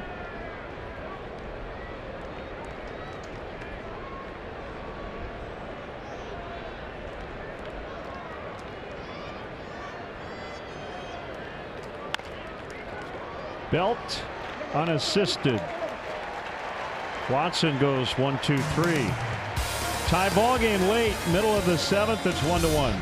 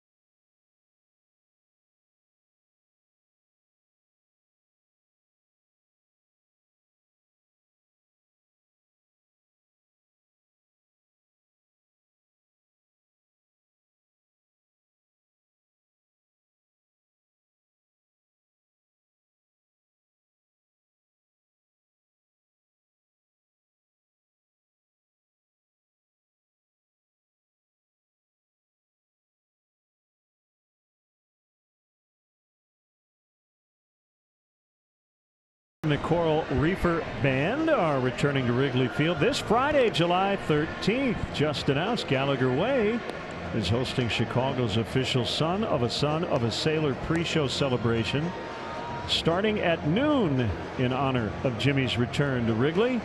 Get your tickets now at Cubs.com/concerts. We have seen some strange base running and good base running, making defenses stay honest. Billy Hamilton on a stolen base attempt yesterday, scoring all the way from first. And on a hit, Jason Hayward scoring all the way from first. And then tonight, on a pickoff attempt, Alan Hansen scoring from first. Yeah, it's a very familiar look.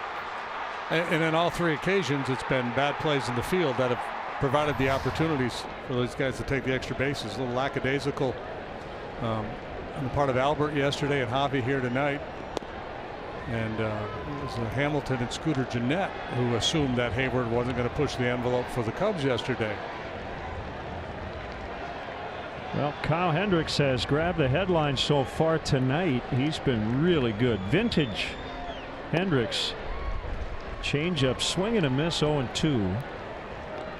Yeah, well, I mentioned it earlier. I think Bochy, and you know, he doesn't have too many options with his lineup right now, but with so many left-handed bats, that really plays to Hendricks' strength. Left-handed batters were hitting just .216 against him coming into this game. When he gets on a roll, when he gets that sinker changeup going, and tonight he's mixed in more curveballs as well.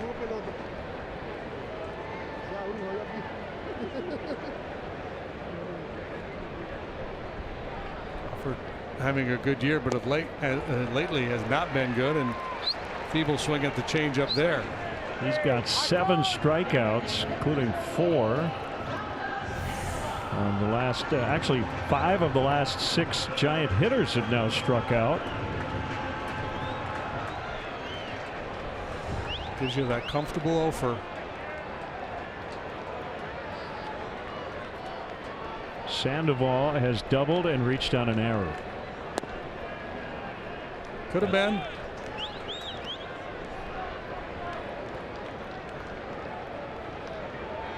Evan Longoria currently on the DL with a fractured left hand.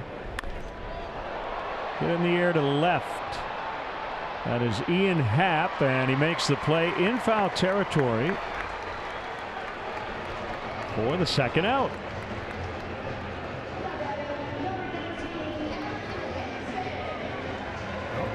Kyle made the last out in the 7th. He might be able to go 9 here tonight the way he's going along.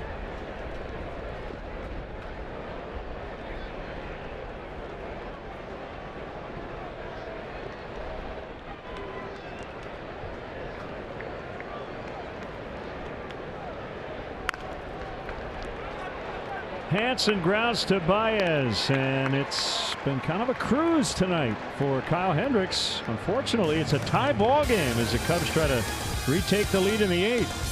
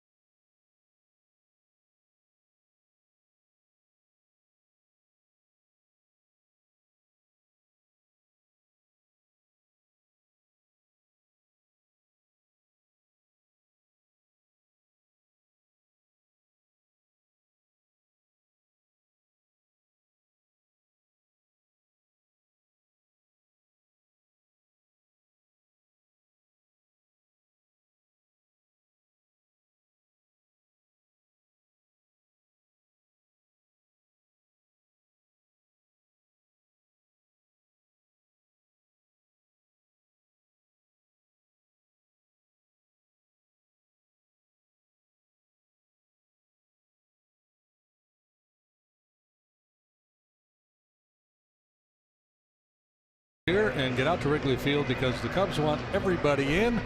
The best availability for tickets this month would be the 4-game set with the Diamondbacks July 23rd through the 26th. Plan now to get the seats you want at Cubs.com. That's the first place Arizona Diamondbacks. Time for our Old Dominion bringing their best. The Cubs have 3 All-Stars this season. John Lester for the 5th time. And the other 2 guys will start. I suppose John possibly could start, although you'd lean a little toward Max Scherzer pitching in his home ballpark. Baez and Contreras for the first time in their careers. Now right-hander Mark Melancon in the 8th inning. They signed him to a free agent long-term contract to be their closer, but he has been unable to stay healthy. He's been on the DL 3 times since May of last year with elbow issues. Yeah, right. Flexor tendon strain costing him a whole bunch of time this year. They saw the numbers, just a handful of appearances so far for Melancon. He's in year 2 of a 4-year, $62 million deal. It's like a pirate reunion here with Watson and Melancon and McCutchen and Wilson. Hanson.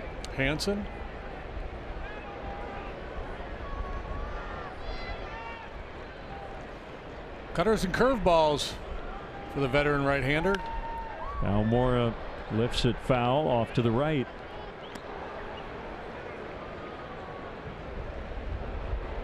He's had a nice career. Drafted 06 by the Yankees in the 9th round. 33 years old, 6'2", 215.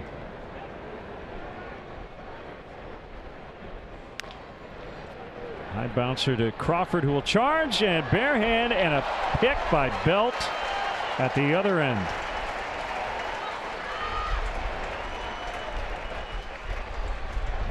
Well, we talk about that internal clock, and he said, you know, I don't have time to transfer. I'm just going to go all Omar Vizquel here. Bare hands it and slings it across to get Almora. Here's Russell batting second in the order for the first time in his career. So the only batting position he has not occupied as a starter in the big leagues is leadoff.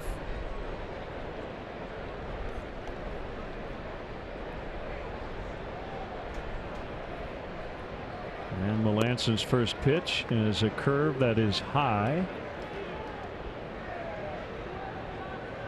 Melanson led the National League with 51 saves in 2015.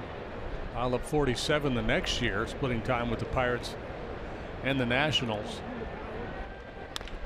Ground ball right to Hanson.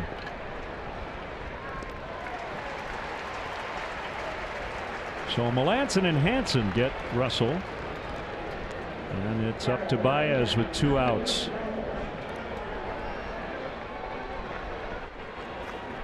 Well, it's been a quiet night for the outfield. I was just going to say, I think 1 ball has even reached the warning track. And I believe that was the Sandoval double. Does that sound right? Yeah, there's off-field double. And just almost all the outs on the ground or on the infield.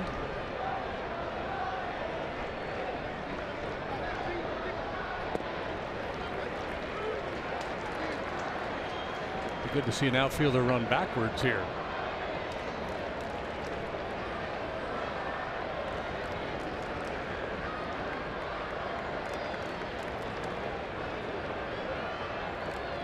That wide look at the field from behind home plate. This is also one of the rare ballparks that does not have a pattern mowed into the outfield grass.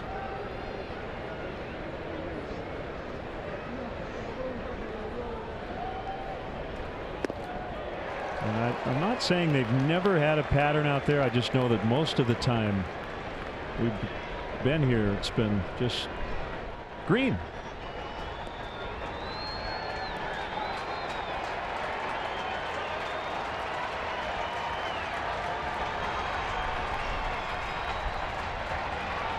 The 1-2 right back to Melancon. Baez doesn't even discard his bat. So Watson and Melanson have retired all 6 they faced. 1-1, bottom 8.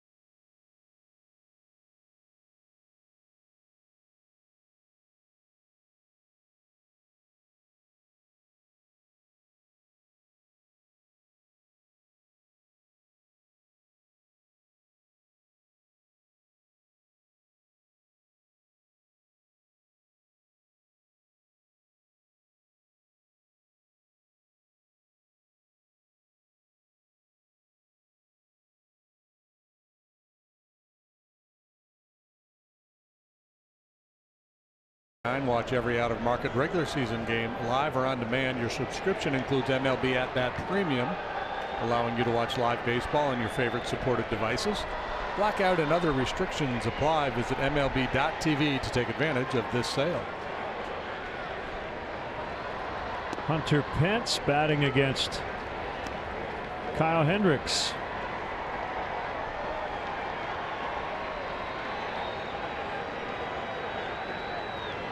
Eighth inning, 1-1. Only run for the Giants was unearned in the 5th.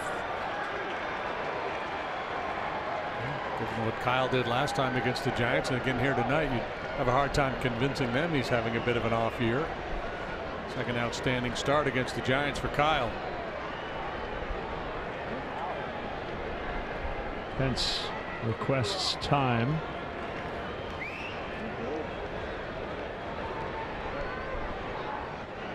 Gorkys Hernandez is on deck. And the pitcher spot. Still 0-2 to Pence. He's trying to elevate another fastball. That one at 89. Right in the middle of the strike zone. But Pence, probably cognizant of that changeup, was a little tardy. Longest outing of the year for Kyle, 8 innings. Back on May 7th against the Marlins in a 14-2 win. This is high pressure stuff here. 1-1 in the 8th on the road. He's got Pence in swing mode on 0-2. Cooler night. He has not had to really labor much at all. And right now just 90 pitches. Bullpen has been quiet all evening. Popped him up. And it's Zobrist to make the catch. Windy night. Got to stick with it. Now time for our Lowe's whole team together. Home winning percentage.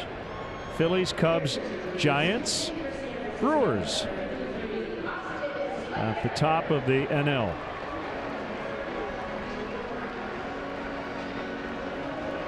It will be Austin Slater and not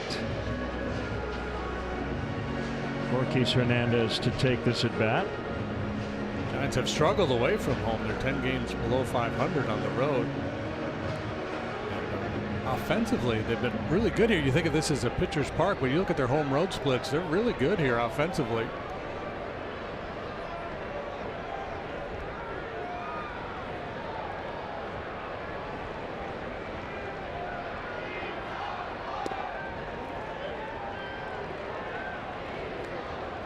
His misses have been good, right? I mean, that one just below the notch of the knees could have been called strike one.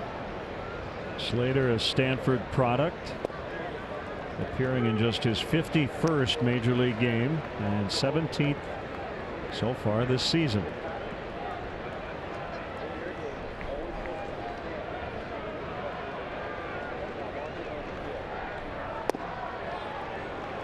One and two.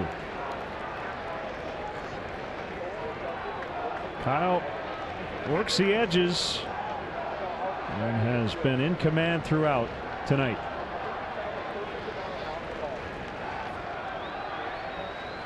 Swing and a miss. Pitch gets away briefly from Contreras, who will get it to Rizzo in plenty of time. Hendricks seems to be getting better.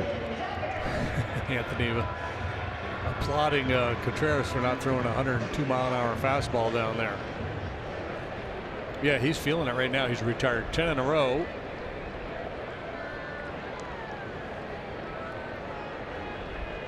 Six of those via the strikeout. Duggar fouls out of play.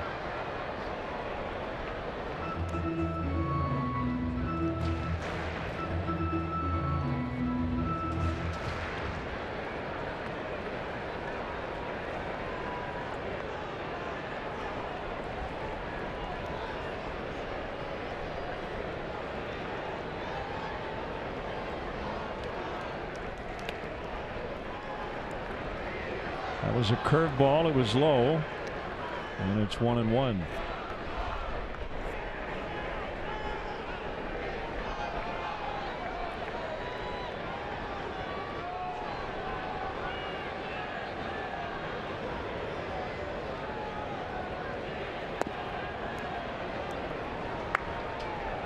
Duggar seemed a little anxious early in this game against Hendricks. A little more patient this time. 0 for 3 with 2 strikeouts.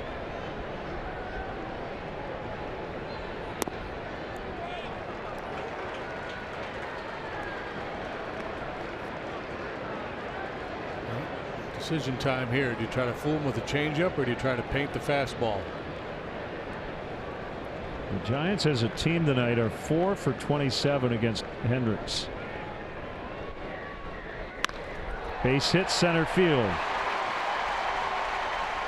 Opted for plan B and went for the challenge fastball on 3-1, and Duggar was all over it. He walked a man tonight, decided to be aggressive. Duggar not a big slugger. Well, if he were, we could call him Duggar the Slugger. Just watching Jim Hickey and Joe Madden after that base hit had a quick conversation, and they will get somebody up in the bullpen. I was just going to say, this is old school stuff. Tie ball game, 8th inning, starting pitcher working, and nobody up in the bullpen. But that will change as Randy Rosario will jog down to the right field pen, and you see his legs going by in that shot.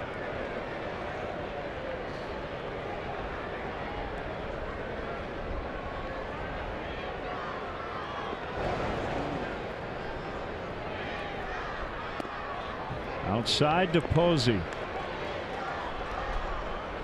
Well, Posey, then McCutchen, and then the left-handed hitting Belt. So that's who Rosario would be getting ready for.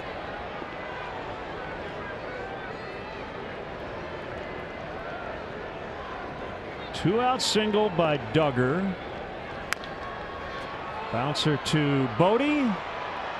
Nice. That's it. Giants done in the 8th. We head to the 9th inning. It's a 1-1 tie in San Francisco.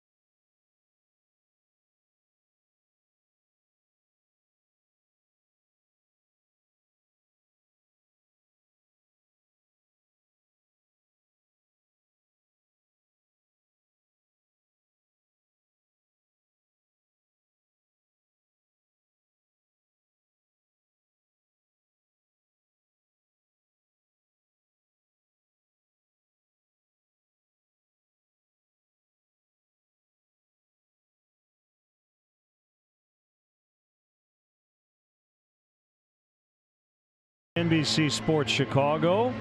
Mike Montgomery will face Derek Rodriguez, and coverage begins at 2 with Cubs pregame live, or you can stream the game live on the NBC Sports app. Jose Quintana and Johnny Cueto will pitch tomorrow. Here's their closer, Will Smith. Hunter Strickland to the DL. Smith moves into the closer's role. He's saved 3 games in 4 tries, and he's got a 1.07 ERA. 35 punch outs against 7 walks in 25 1/3. He's allowed just 10 hits. That's awfully good. A lot of sliders, curveball, and a sinking fastball, 92-3-ish. And a strike to Anthony Rizzo. How about a home run into the Cove?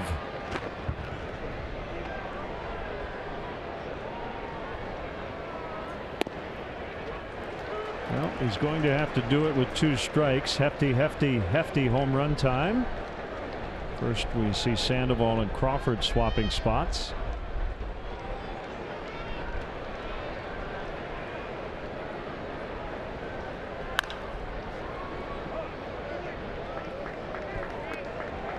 Jason Hayward has huge numbers in this ballpark. Not in the lineup against the lefty tonight, but we could definitely see him off the bench at some point soon.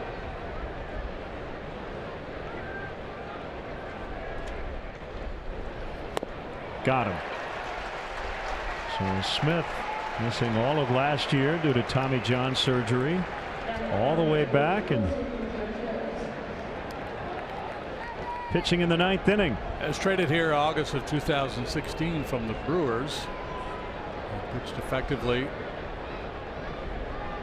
for the Giants after the trade, but yeah, did not pitch last year. Tommy John surgery. He's not allowed a home run yet this year.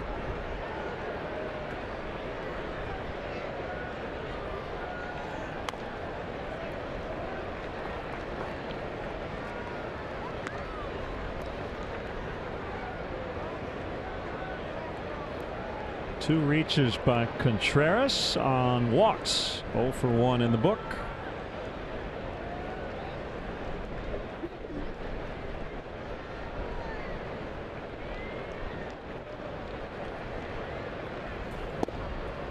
Oh, and 2.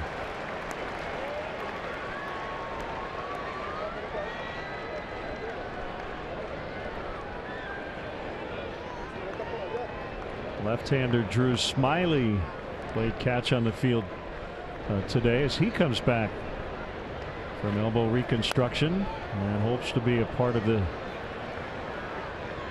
Cubs late in the season, probably out of the bullpen.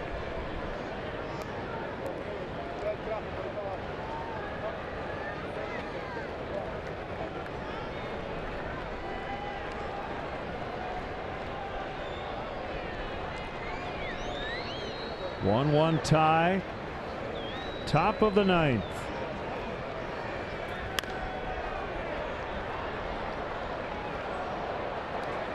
$38,024, the paid crowd here at AT&T. And Smith here at 95, 96. I don't remember seeing that from him in the past. No, well, you have Tommy John surgery and you come back throwing harder. Yeah. You hear that a lot. But I'm with you. I don't remember him being quite this firm. That's foul to third.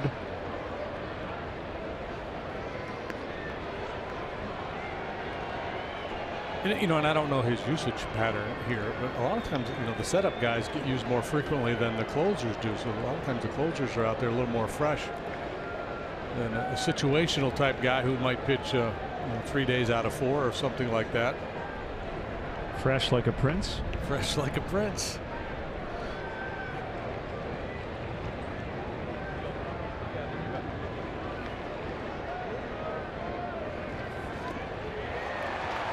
He strikes out Contreras.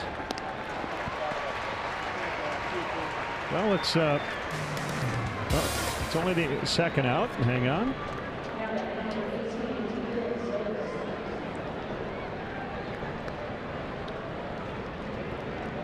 The Russell Blue double to lead off the 6th is the only ball the Cubs have hit out of the infield in the last 3 2/3 innings.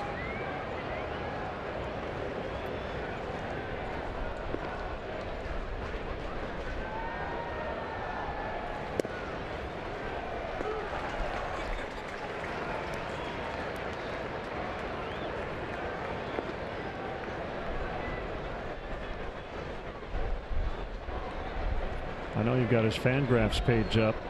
They've got him at 193 miles an hour, the average fastball velocity. We've seen a lot of 95s. Yeah.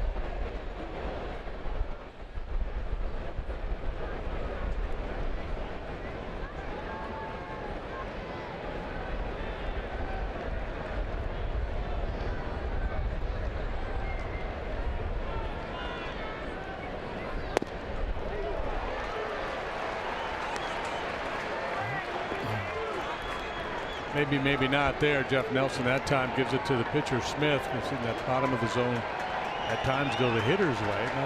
Not egregious. Could have gone either way. Nelson's been pretty good back there tonight.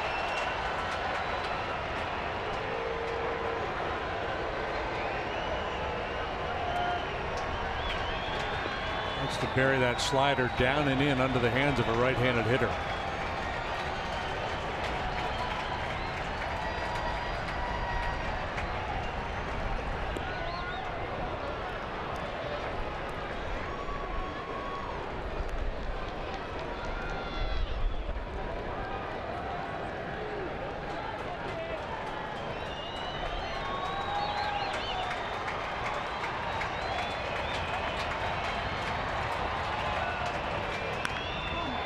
Left field, and it could be a double.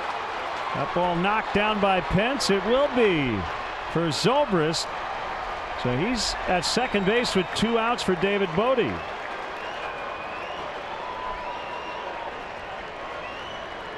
And now Steve Cishek running out to the bullpen to join Rosario. Well, this is just great work by Zobrist. He didn't get the chase on the slider down and in, so he comes back with fastball middle in, and Zobrist drops the head on it. Spirited effort here by Pence to cut it off, but that deep in the corner is going to be a double all the way for Zobrist. He's on base for the second time tonight. He walked back in the 4th. The Giants have McCutchen followed by 2 left-handed batters, Belt and Crawford, due in the bottom of the 9th.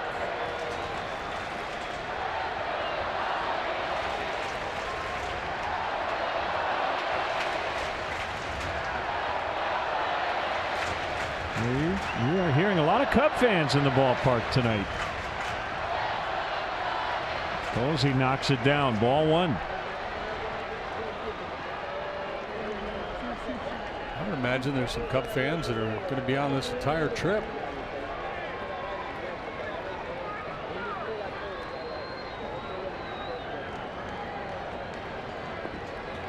Three here, and then an off day and the weekend in San Diego.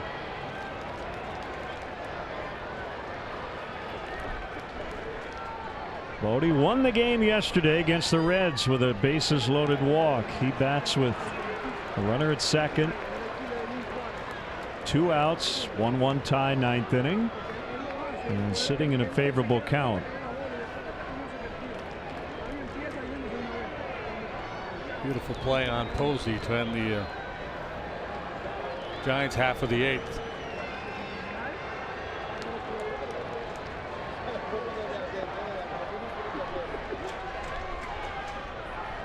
Smith home on a 2-0 ground ball right to Crawford. The vacuum over there makes the play. So the Cubs will try to get this game into extras when we come back.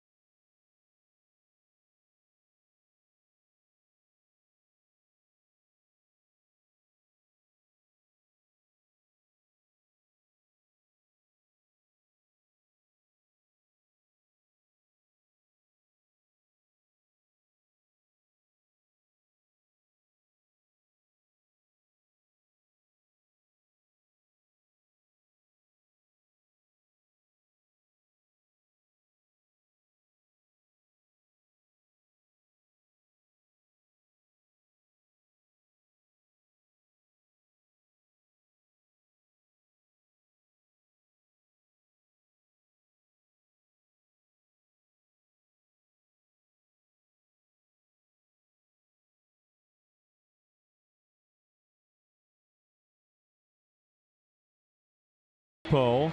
The line not complete yet on Kyle Hendricks because he's back out for the 9th inning in a 1-1 tie, but just dazzling all night. Yeah, it's been fun to watch. The professor is back. Boy, he has executed tonight.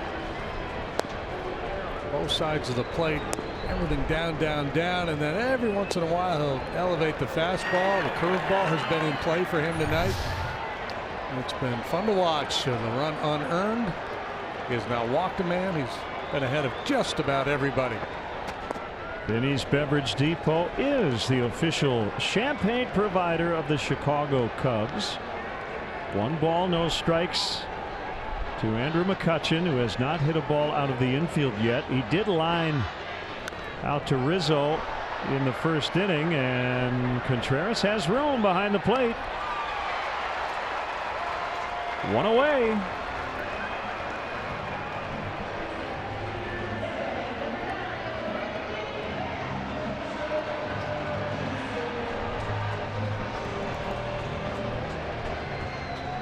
The other interesting question, if the Cubs had gotten the lead, would Kyle still be in the game? I would think yes. Again, with Brandon Morrow not available tonight, it's one of those games where batter by batter. Well, if you're Joe Madden and Jim Hickey and you're watching from the dugout and you're seeing the swings and the way the hitters are reacting to Hendricks' stuff, I think you just trust him. A mitigating circumstance is his spot was due a couple of batters after Bodie made the final out, but yeah, you leave him in a 1-1 tie, you probably leave him in with the lead. 2-1 to Belt. A guy who generally makes you throw strikes to get him out.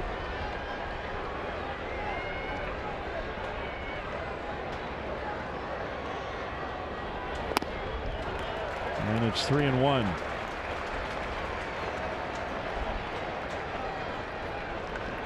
Not only did Joe leave him in, he left him in to face the middle of their order. 2 best hitters here in Belt and Crawford. His first walk of the night, and that will be it.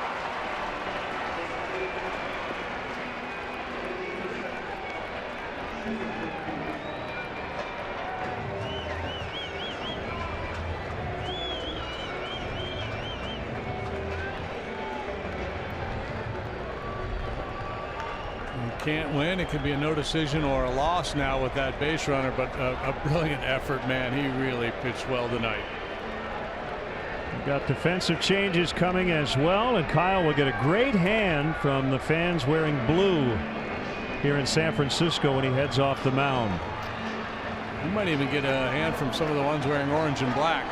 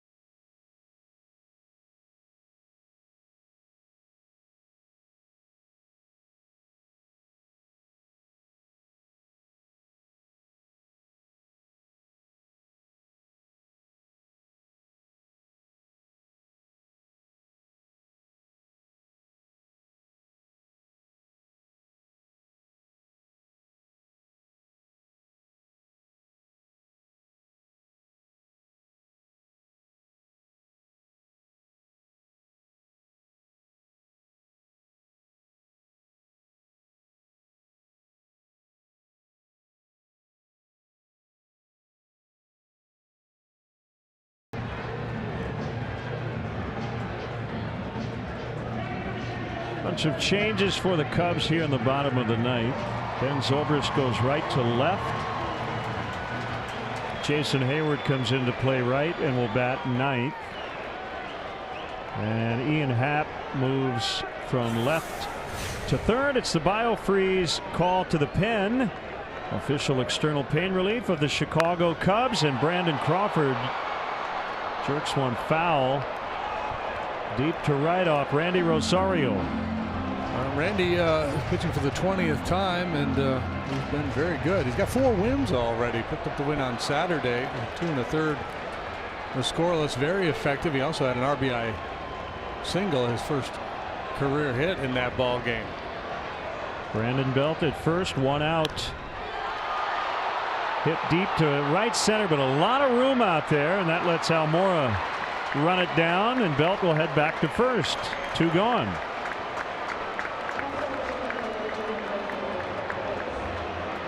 You have to absolutely powder one in that area of the ballpark.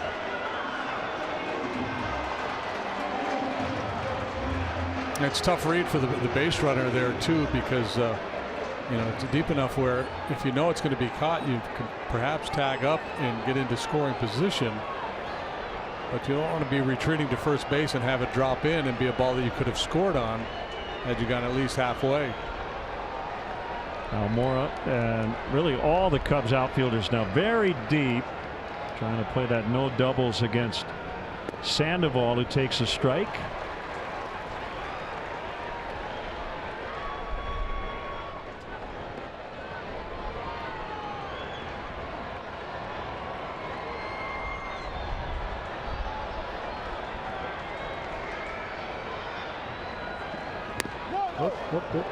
Good play by Contreras. Rosario trying to be real quick to home there and just fell out of his delivery.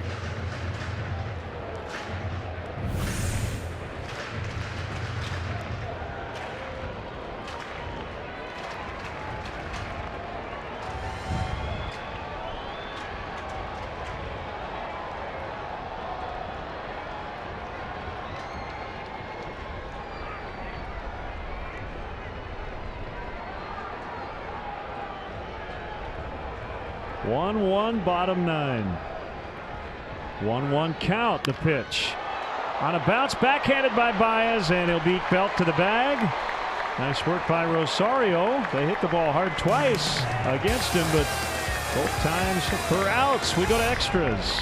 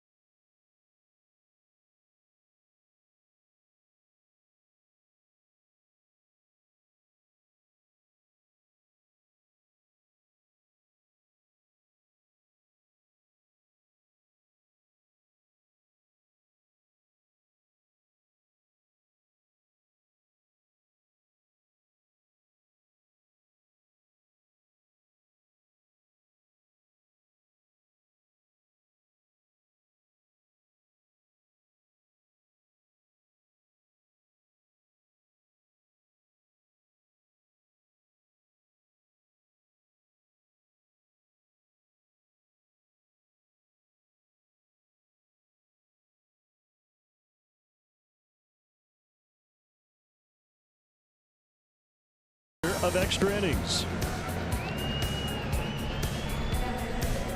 Well, the Cubs beat the Reds yesterday in 10 innings in a thriller 6-5. They're now on the road in San Francisco, and in the 10th inning again, 1-1 as Reyes Moronta will make his 42nd appearance. Cubs have done almost nothing against their bullpen. burly right-hander listed at 5'11", 240. Been tough to hit. League batting just 145 against him. He does issue some walks. Switch hitting Ian Happ, batting left-handed. Takes a strike. He scored the Cubs' long tally back in the third after a leadoff double. Scored on an Addison Russell fielder's choice, a ball that should have been a double play chance for the Giants, or it was, but a bad throw to first by Alan Hansen allowed the Cubs to get the first run of the game. Swing and a miss, 1-2. Oof. Moved like a hummingbird. Average fastball about 97 miles per hour for Maranta. Slider, curve. He does have a change, but doesn't use it much at all. That one stung like a bee. Pretty nasty. Pitcher's night here tonight.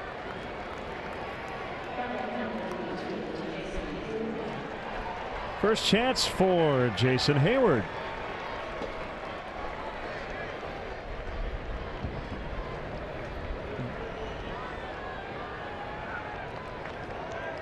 Career .397 in this ballpark. 6 home runs, 63 at bats. 99. Maranta, he's 25 years of age. He's from Santiago in the Dominican Republic.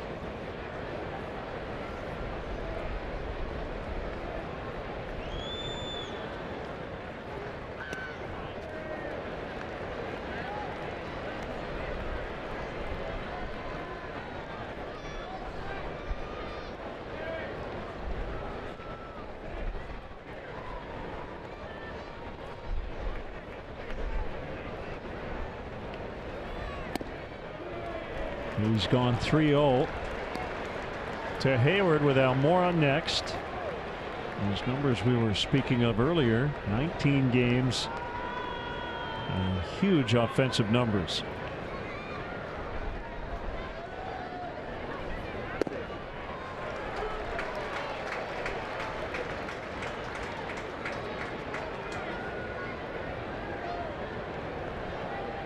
Got to be ready to hit that good gas. Middle of the way. Hayward likes to shoot it to left. Instead, he draws the 1-out walk.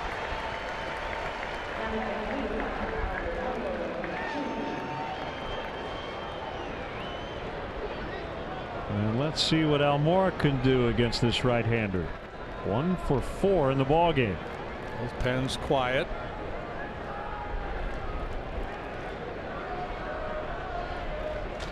Stella Schwarber Caratini still available on the Cubs bench. Scooter Gennett went 0 for 4 tonight, so he's down to 322. And Almora hits one deep to left, and it is foul. It had the distance.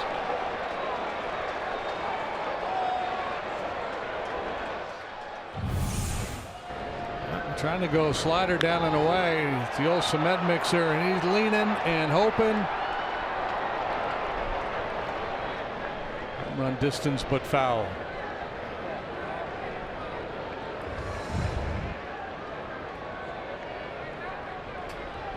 Were you referencing a Journey song since we're here in San Francisco? He's leaning, he's hoping, he's begging. No, the other song that popped into my head was Hoping and Praying. That one. Oh, yeah. That works too, Yeah. but I like the Journey one better.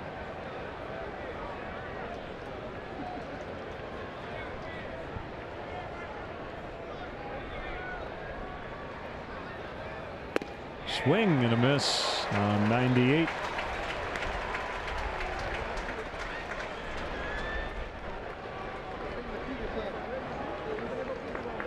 Talked about the Giants bullpen earlier, the balance they have out there.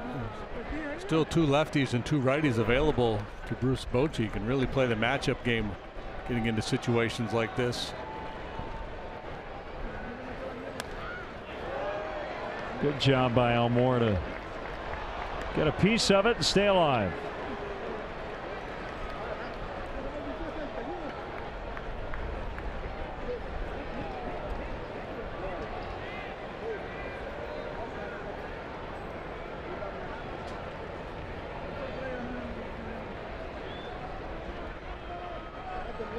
Just squirt one through the right side of the infield there, and Hayward can scoot on over to third.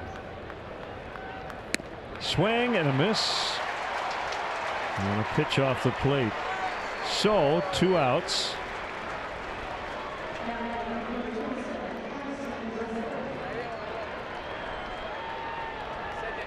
Addison Russell walks up.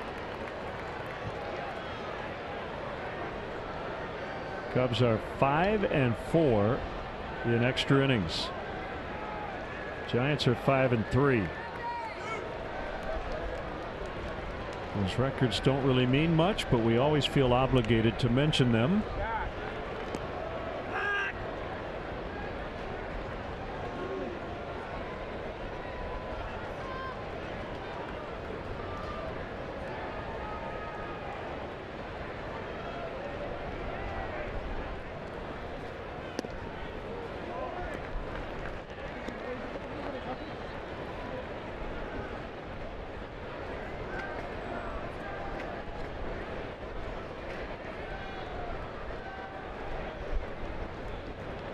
Suarez, Watson, Melanson, Smith, and now Moronta.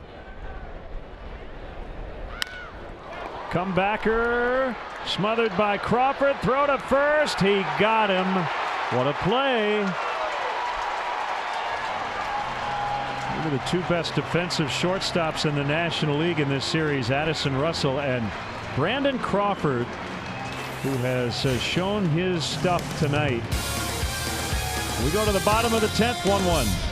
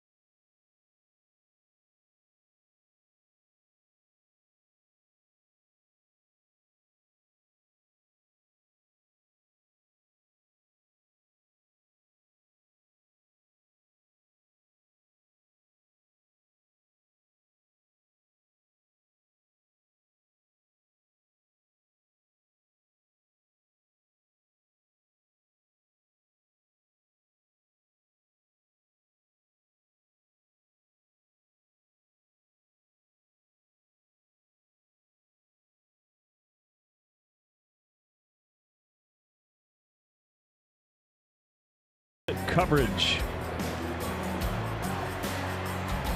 Crawford's been the best defensive player on the field all night. Yeah, well, he's had plenty of chances too. He's had 7 or 8 chances out there, and ranging right, left, barehanded, going backwards, coming in, whatever you need. This time it almost looks like he thought about second and then changed his mind and still had enough to get Russell at first. And he's a big-time offensive threat. And he's an all-star for the 2nd time in his career. Alan Hansen will lead off the Giants' 10th against the lefty Rosario.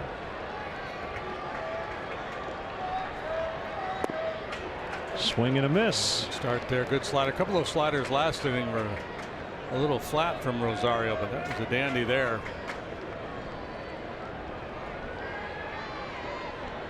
Vincent as a right-handed batter, not much, just a $162.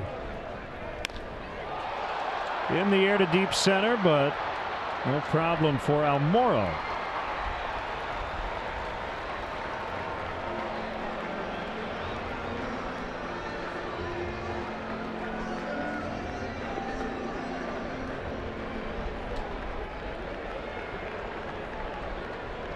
Joe wants Cishek to face Pence.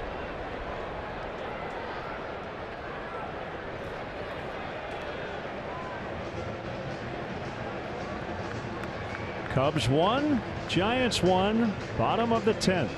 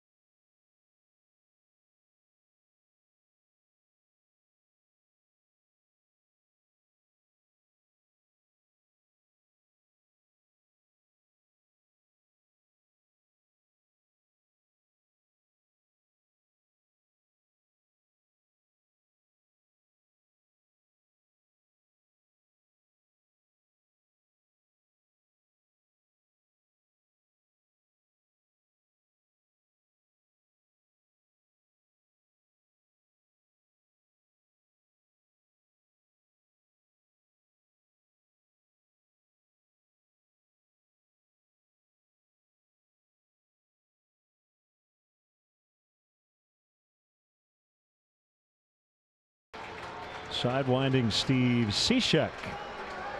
Steve pitching for the 42nd time. He's 2-0 with a 183 earned run average. Been really tough to hit. Just a 169 average. Gives up very little slugging. A couple of home runs. Right-handed batter's 152. Attempted to cheat in Ian Happ a little bit at third here. On the move is Almora.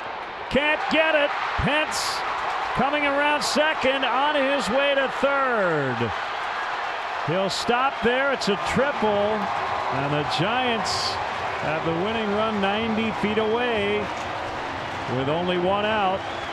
Talking about this ballpark all night long, and the deepest part of the ball yard will yield a lot of triples, and Pence hammers this one over the head of Almora out there, and he lays out trying to make the play. Can't quite get there. Might have even gotten a little bit off the end of his glove.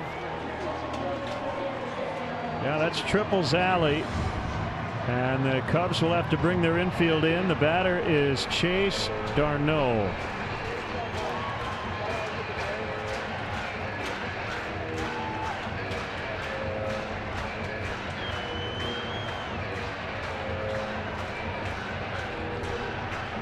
Here comes Joe. They'll talk strategy. Nobody up in the bullpen.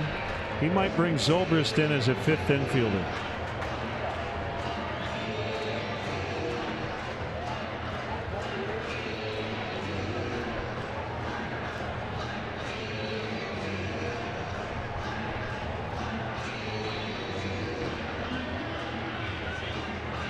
Zobrist will exchange gloves.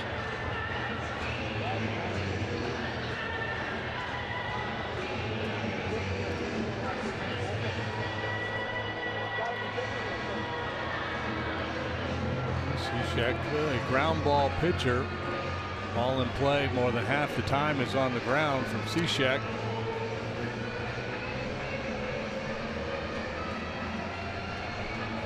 Now they're figuring out where Zobrist will play. Got a right-handed batter, Darno, and they're going to play Zobrist on the other side of the bag next to Russell. Now the umpires have to configure their alignment. with a lot of people within that diamond. So, you know, Darno's thinking hit one over those guys. Now Moore in left center, Hayward in right center, swing and a miss on a slider.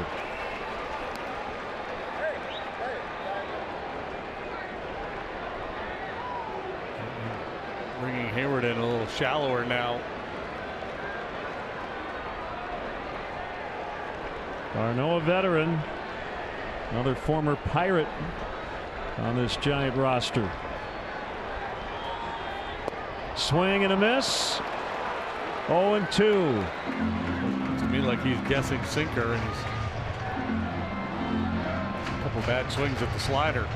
So, you know, infield in, you're thinking you're pitching for a ground ball. Right now, Cishek's thinking keep the ball out of play. And punch out is either going to swoop the slider off the outside corner or throw that elevated fastball. He wants to go upstairs for strikeouts. Can't get him to bite. 1-2.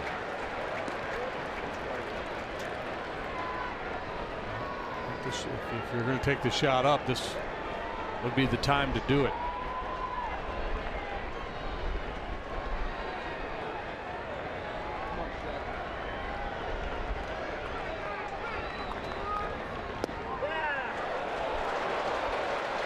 And he does not have to give in at all. A walk is not the worst outcome by any stretch. That's the rookie Duggar on deck.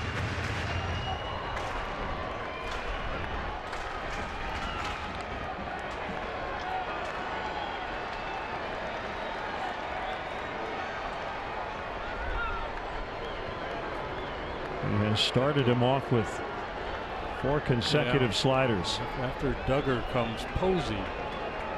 So in a perfect world, you'd rather try to get Darno and Duggar. Swing and a miss. He elevated the fastball, as you mentioned.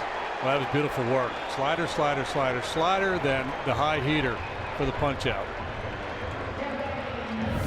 Cishek, you know, he's got good stuff. He's funky and he's a pitch maker. He can execute.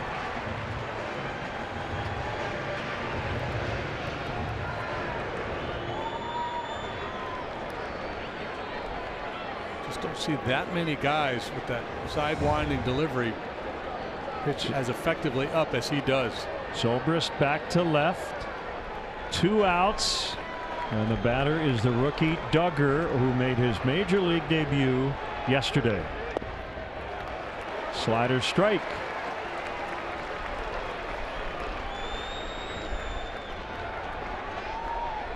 Solid single last time out as he got a 3-1 fastball from Hendricks.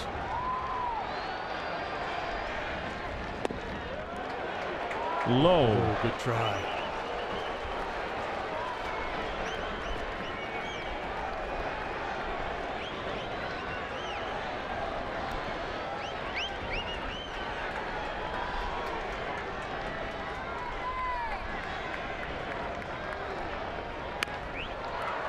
That is foul. That's always a little scary. A little blooper over third base. Duggar will get a new bat. Brewers lost tonight in Miami. Also in extras. Cubs are 1 back in the division currently.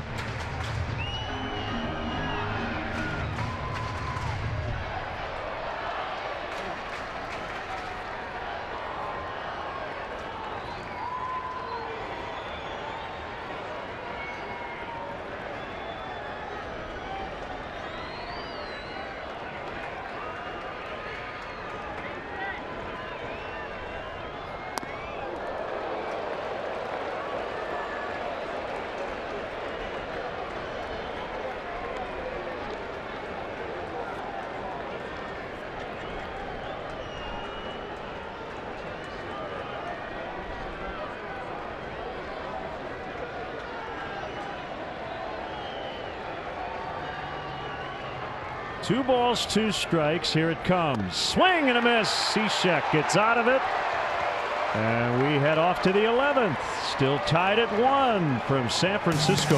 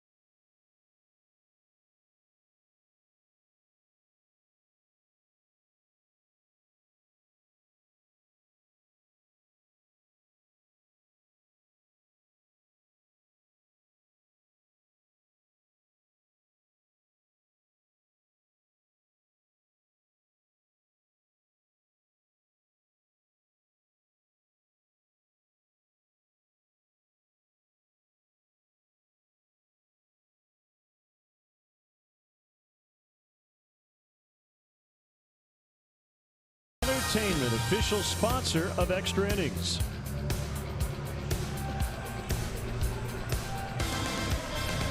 Nice escape by Steve Cishek after he gave up a triple to Hunter Pence with 1 out. He struck out both pinch hitter Chase Darno and the rookie center fielder Steven Duggar to get out of it. Now Ty Block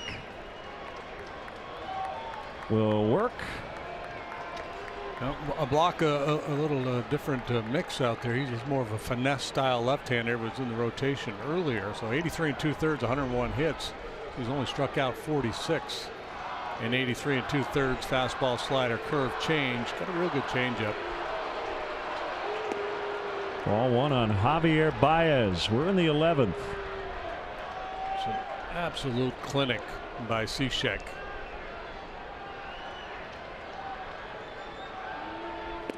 Swing and a miss on a change.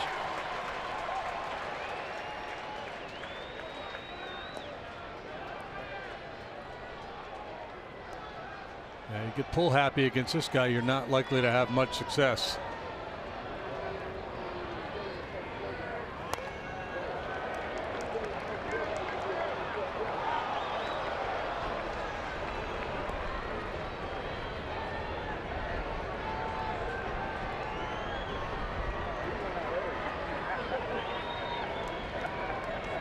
From the wind, changeup is outside, 2-2.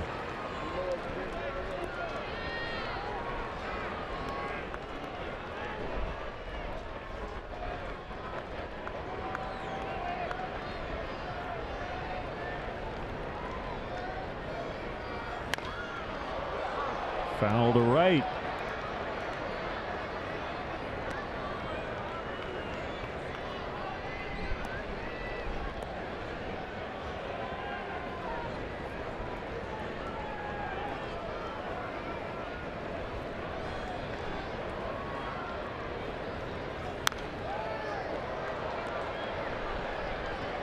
Six pitches and counting.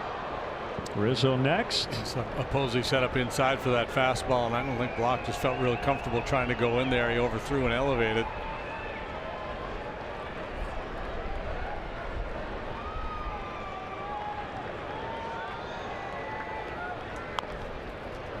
Past the mound, charged by Hansen, and he gets him.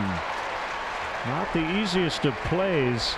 As you're leaning forward, you got to pull that ball out of your glove and then make the flip, and he did it.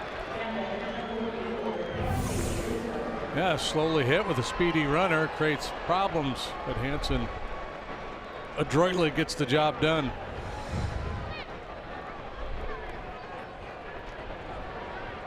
Rizzo seeking his first hit. 0 for 4. They shift to the right on the infield. And that's a strike.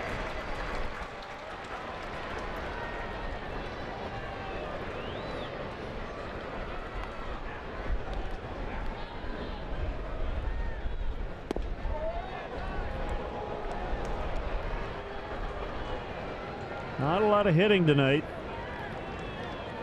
10 hits combined. And we're in the 11th. A little pop up and caught by Hansen, who was playing in the outfield grass.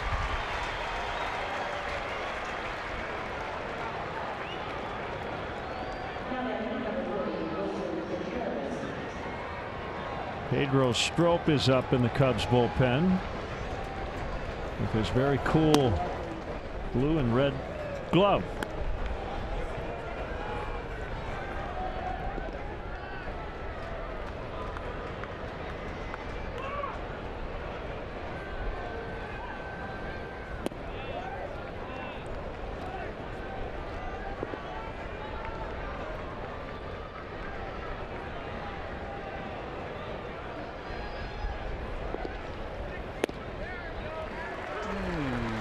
One and one.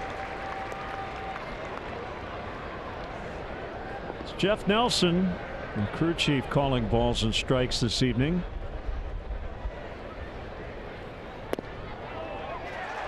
And he's just called back-to-back pitches that were right on that outer edge. One out, one down. And those are pitches a guy like Block really needs.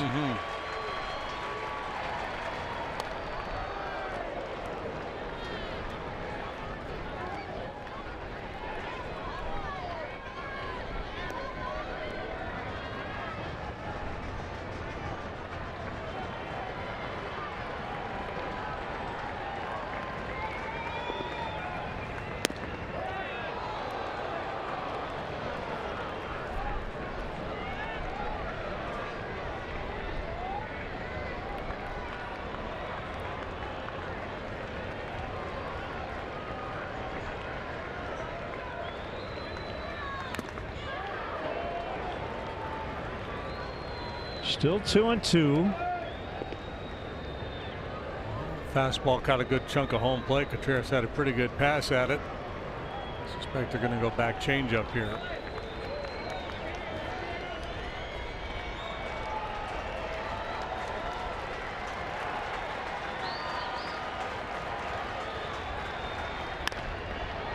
Hit hard but right to Hansen. And that'll go 4-3. So the Cubs continue to struggle against the Giants bullpen this evening. 1-1 in the 11th.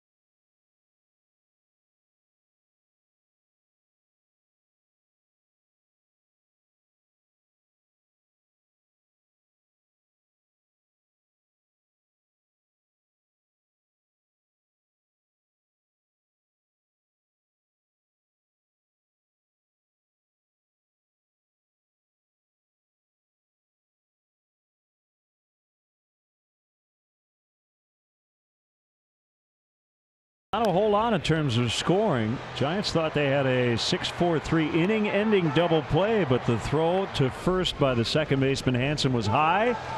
Fielder's choice RBI.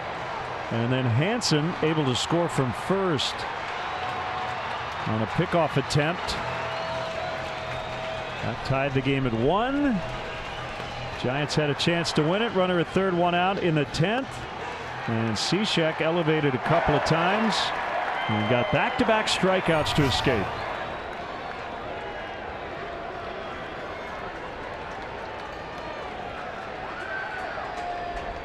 A lot of other things happened. We were brilliant. But you get the gist. Yeah, there haven't been that many scoring opportunities. Not a lot of lamenting.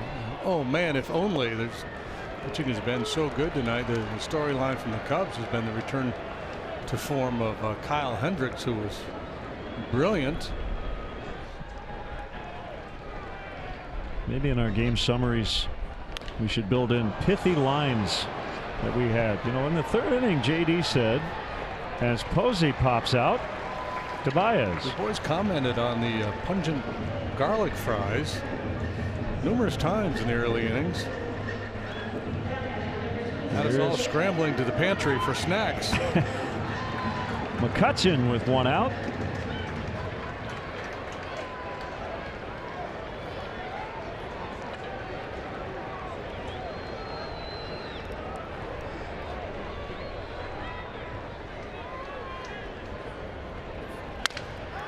Sounded like he cracked his bat. Here comes Almora, and he won't get there. So the broken bat actually served McCutchen well on a bloop single. Yeah, his first reach tonight.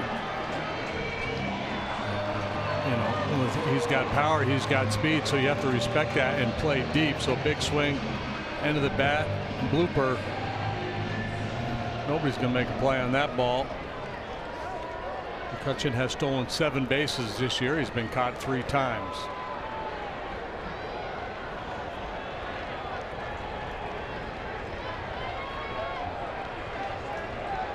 Now it gets a little tougher with Brandon Belt and Brandon Crawford. Belt's been hot. Crawford has not. Slider strike. It's so easy for a left-handed hitter to give up on that sidearm slider from Cishek.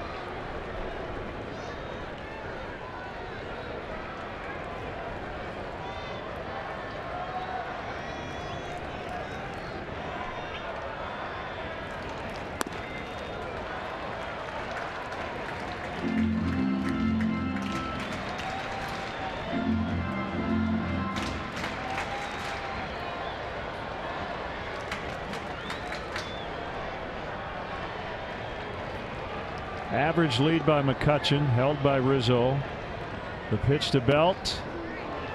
Outside.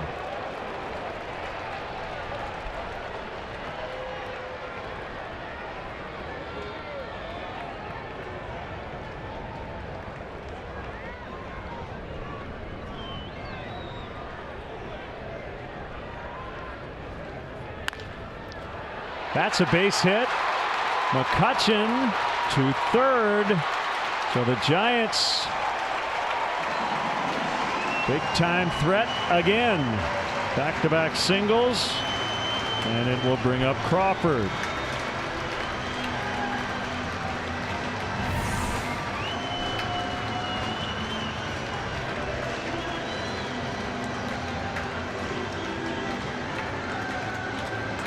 Stepping a dive by Anthony, but too much pace on it for him to flag it down. And once again, Giants with a golden opportunity to win this ball game. And it's going to bring Strop in for Crawford. 5-man infield, and I believe Pedro Strop as well.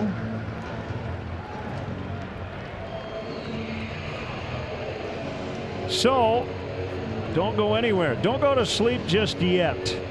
We'll be right back.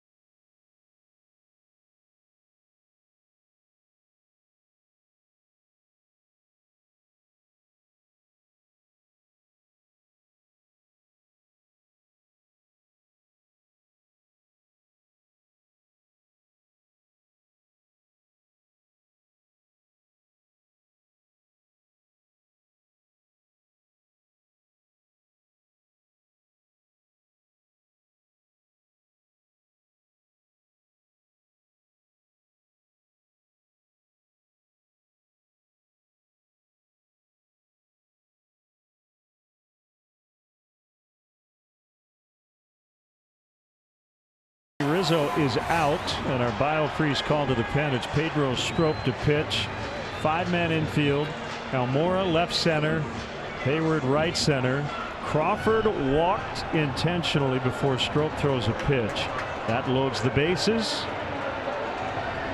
And the batter is Pablo Sandoval.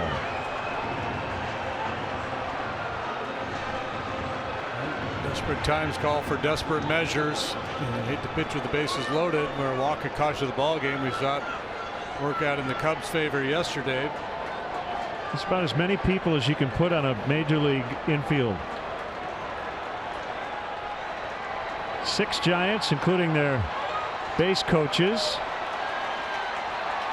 7 Cubs and 4 umpires.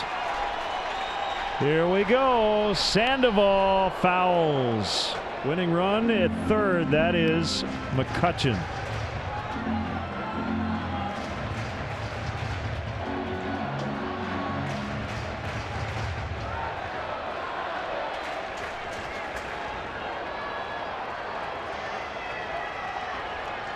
The 0-1 serve. Foul. 0-2.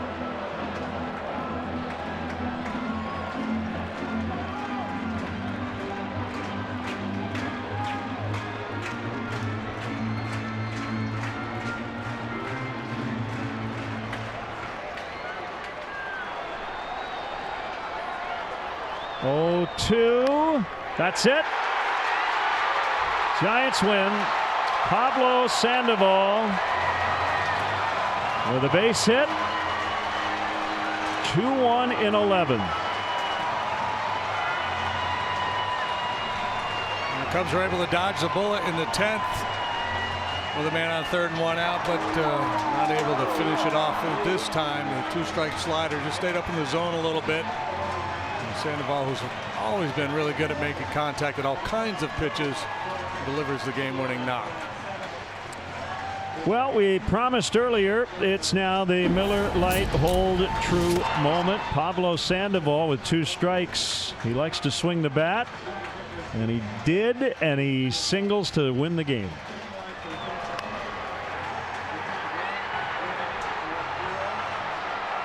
That's a tough one to lose, JD, just because of Kyle Hendricks. 8 1/3, 1 unearned run. He deserved to win tonight. A run that they shouldn't have scored. A couple physical errors and a mental error leading to that 1 run. And Hendricks was brilliant tonight. Again, that's the story from the Cubs' point of view of taking the long view. Yes, tough loss, but Hendricks spot on here tonight. And hopefully he can. And he's not going to pitch this good every time out, but hopefully this is the beginning of a big turnaround for Kyle. Well, thanks for staying up late with us tonight. And still more to come for JD and our entire NBC Sports Chicago crew here in San Francisco. Len Casper with your final. In 11, Giants 2, Cubs 1. Join us Wednesday. Our pregame coverage begins at 2 p.m. Chicago time. Cubs and Giants for the series finale. From our studios, Blue Cross Blue Shield of Illinois postgame live right around the corner.